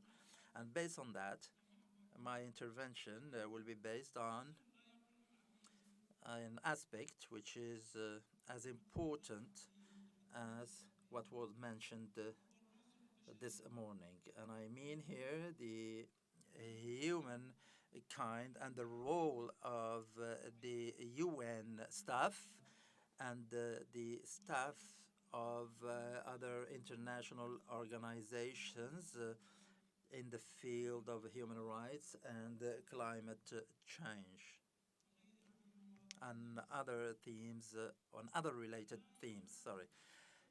And the role of international staff, whether it is related to human rights or climate change, in preparing documents and starting from different initiatives from different countries and member states.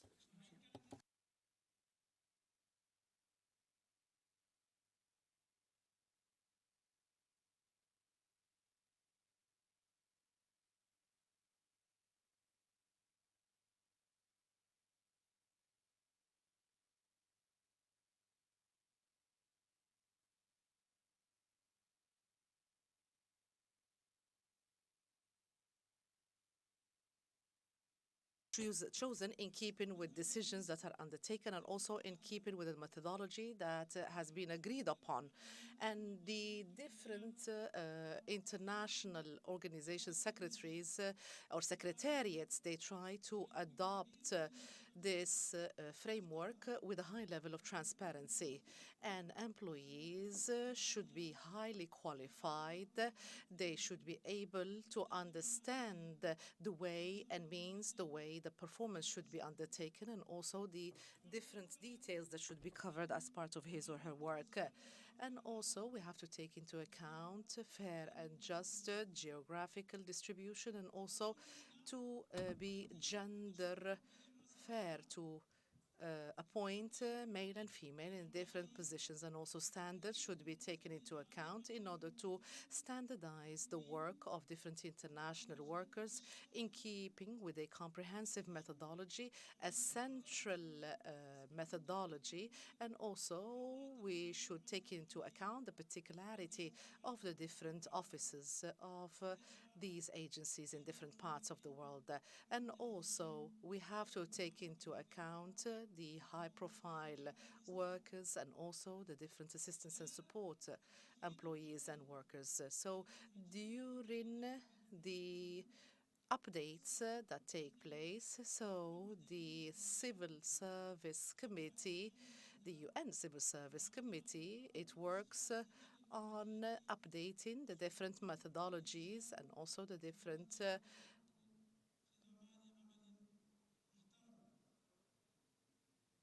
methodologies that should be followed in order to guarantee decent work for its employees. Also, we take into account the negative impact of climate change, the impact on employees in the different offices of the organizations, particularly when it comes to difficult areas, arid areas, in order to enable employees to carry out their job irrespective of the circumstances available and in all objectivity. And at the end of my intervention, I would like to thank you for listening.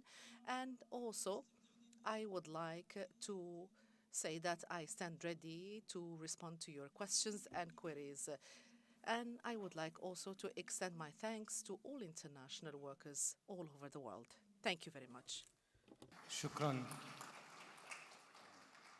Shukran. Our fourth distinguished speaker is the representative of UNICEF in Qatar, Mr. Anthony McDonald.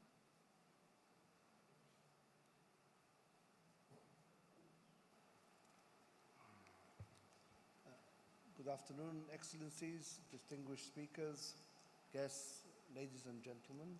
Just first of all, to echo my colleagues' thank you to the Human Rights Committee in Qatar for hosting this very timely international conference on human rights and climate change.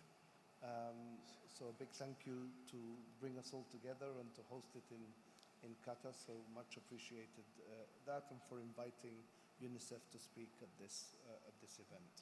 I have the pleasure to present UNICEF's presentation on this, which looks at how we can promote.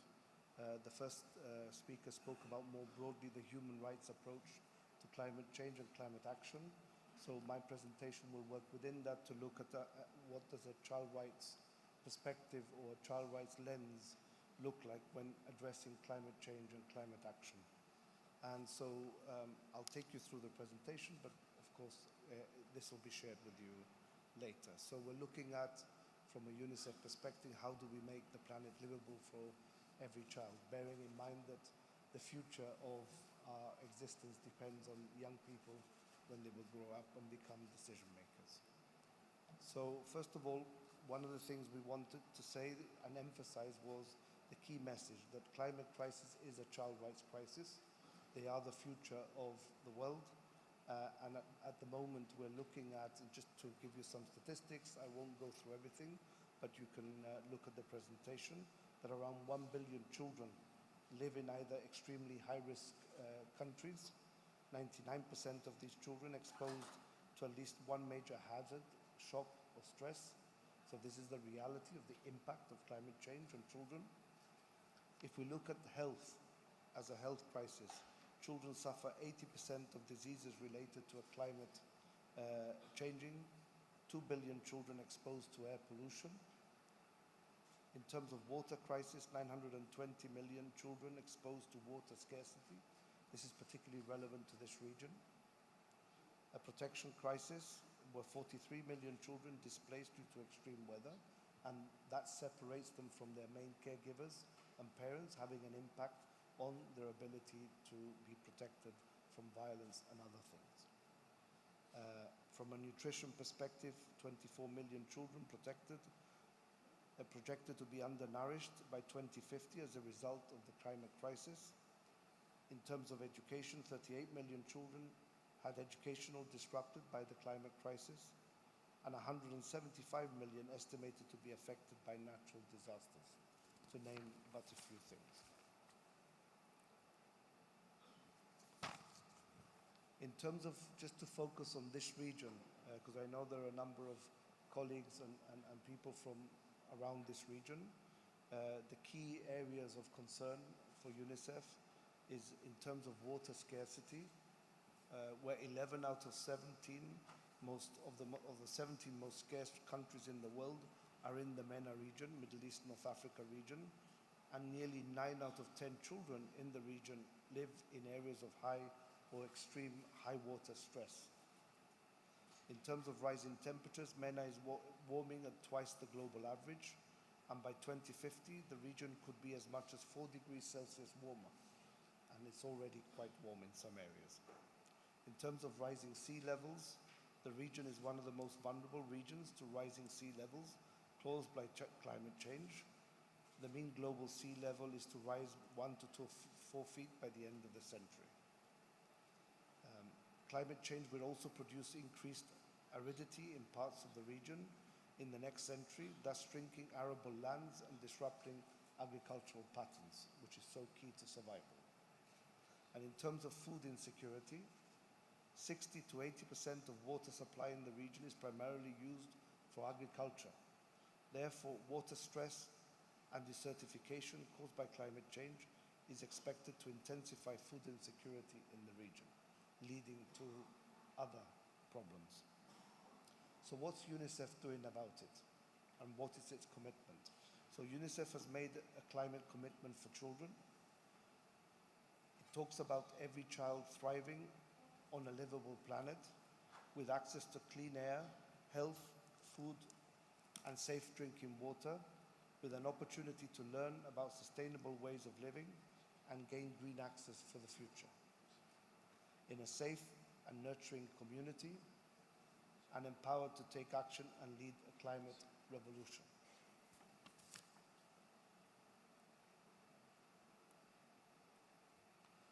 In terms of the role of human rights mechanisms, my colleague referred to them there earlier, so we won't go through that, but just to look at one of the things that we do to contribute to that.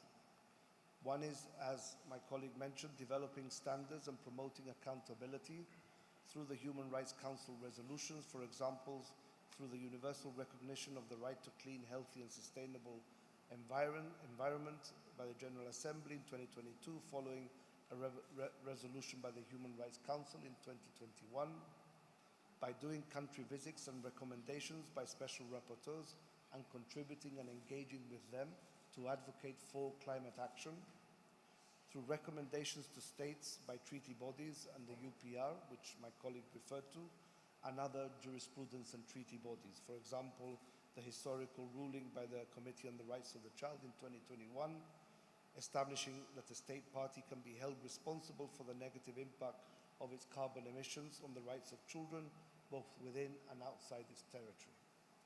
And there's a general comment by the Rights of the Child on the environment and climate change, which is planned to be issued later this year, guiding states and their obligation to realize children's rights within the context of climate change and climate action. More particularly as well, we are looking at how UNICEF is advancing rights-based climate action, and one of the ways is by putting the spotlight on child-sensitive climate policies for every child, collaborating with key organizations to incorporate climate rights into climate action, the Declaration on Children, Youth and Climate Action, supporting the UN General Assembly in recognizing the right to clean, healthy, and sustainable environment, and supporting the UN Committee on the Rights of the Child in the development of the General Comment number 26 on children's rights and the environment, with a special focus on climate change, to be launched later this year. One of the ways that I think my earlier colleague referred to is these nationally determined contributions. So one of the things that UNICEF is doing is looking at how these nationally determined contributions can be child sensitive through promoting child sensitive climate policies for every child. So through these national determined contribution, advocating for national climate action plans from every country, information on mitigation and adaptation actions, and as required by the Paris Agreement, updated every 5 years.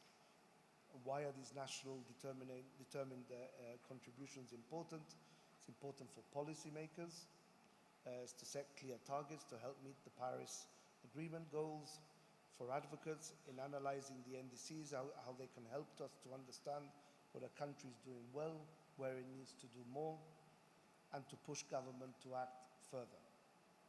The other ways on child and youth sensitivity in climate policies, commitments in policies and action that can strengthen child-critical social services to be more climate and disaster resilient, and policies and actions that are inclusive of all children and young people's rights, participation, and role and stakeholders as drivers of change.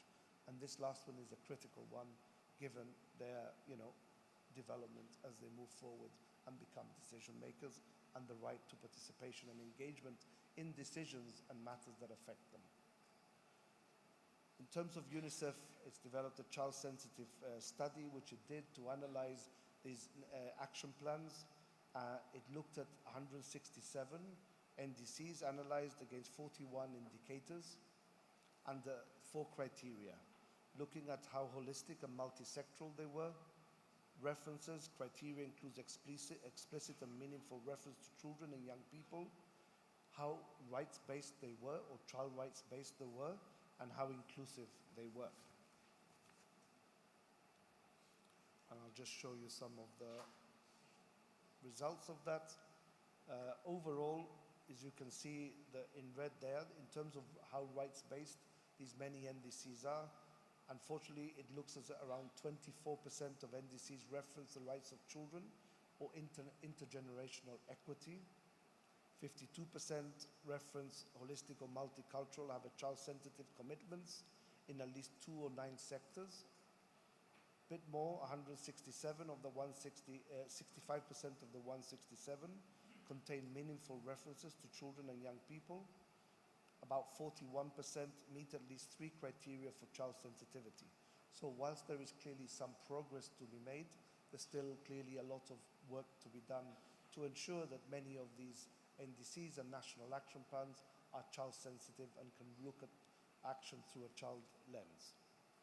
The other one, in terms of if we look at specifically the holistic and multi-sectoral, the criterion refers to whether NDCs addresses the specific risks and vulnerability of children and young people, including child-sensitive multi-sectoral commitments. And as you can see, 52% of the 167 NDCs examined have child-sensitive commitments in at least 2 of the 9 sectors, which is good, but clearly with a lot more to be done if you look at the breakdown there. Then finally, in terms of UNICEF's advocacy, we have a climate change commitment for children, which is looking at the path to progress. I'll just put it here. And UNICEF commits to galvanize global support to prioritize access to every child's essential needs, especially clean air, safe drinking water, healthy food, education, and healthcare services. Protect every child by strengthening their communities to withstand disasters.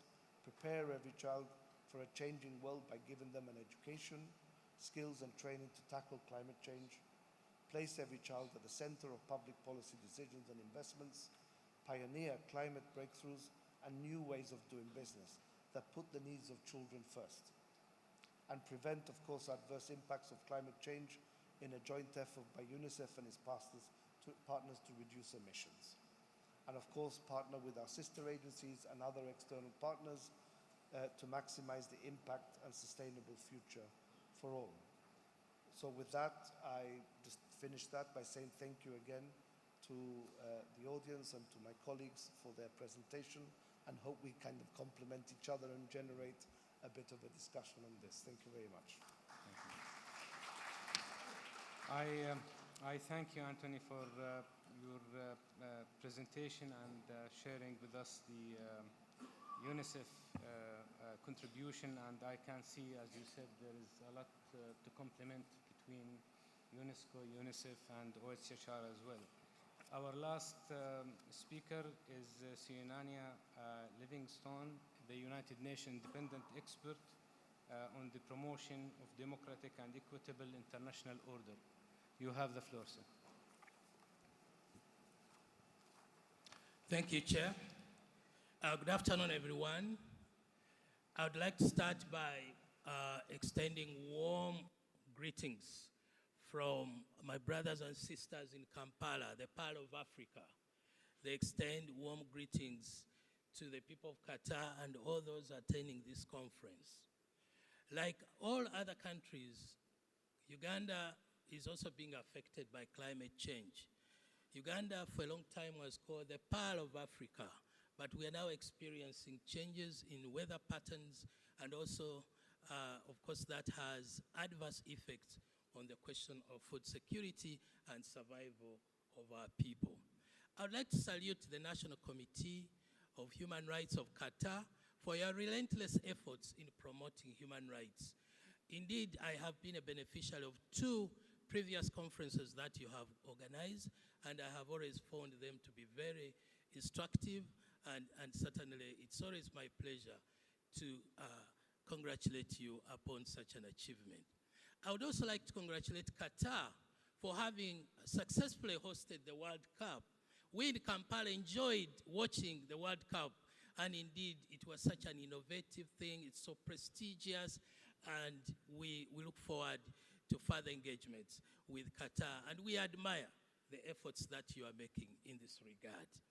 Now, speaking about the United Nations and the question of climate change, let me start by saying that if you look back, right from the UN Earth Summit in 1992 to Kyoto in 1995 and Paris in 2015, it's evident that the United Nations has been a key player in promoting issues to do with climate change and human rights and setting the standards. To underscore the importance of this issue in the discourse for human rights, let me quote the High Commissioner for Human Rights. The High Commissioner for Human Rights says, the interlinked crises of pollution, climate change, and biodiversity act as a threat multipliers, amplifying conflicts, tensions, and structural inequalities, and forcing people into increasingly vulnerable situations. As these environmental threats intensify, they will constitute the single greatest challenge to human rights in our era. So that just tells you how important this whole question of climate change and human rights has become in the whole human rights discourse within the United Nations. Indeed, human rights, I would argue, have become the UN's compass to guide important decisions that need to be made about climate change, and the necessity for a human rights-based approach that enables a more effective response to a gender-differentiated impact of climate change.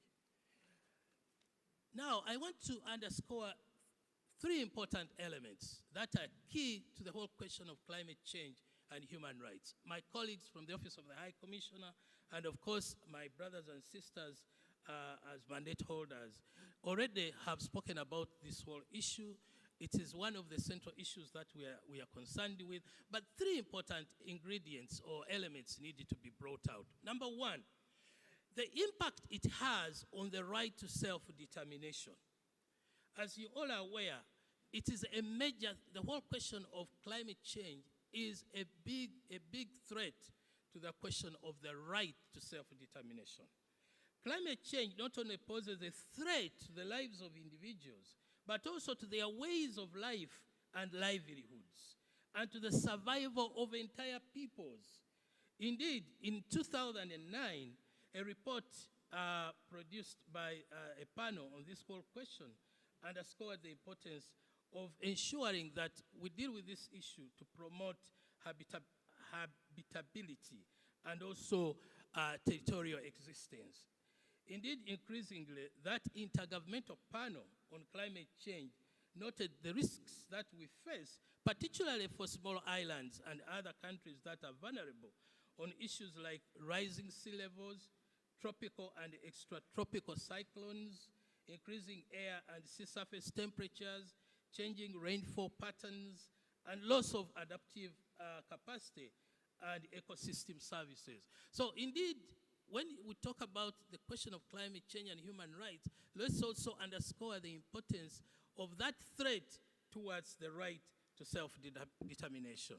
The other one, and of course speaking about that one, in 2030, the 2030 Agenda for Sustainable Development, combating climate change, Goal 13, also restates that when it says, when it recognizes it as an instrumental in sustainable development, highlighting the importance of addressing climate change to secure sustainable, inclusive, and equitable development that benefits all persons.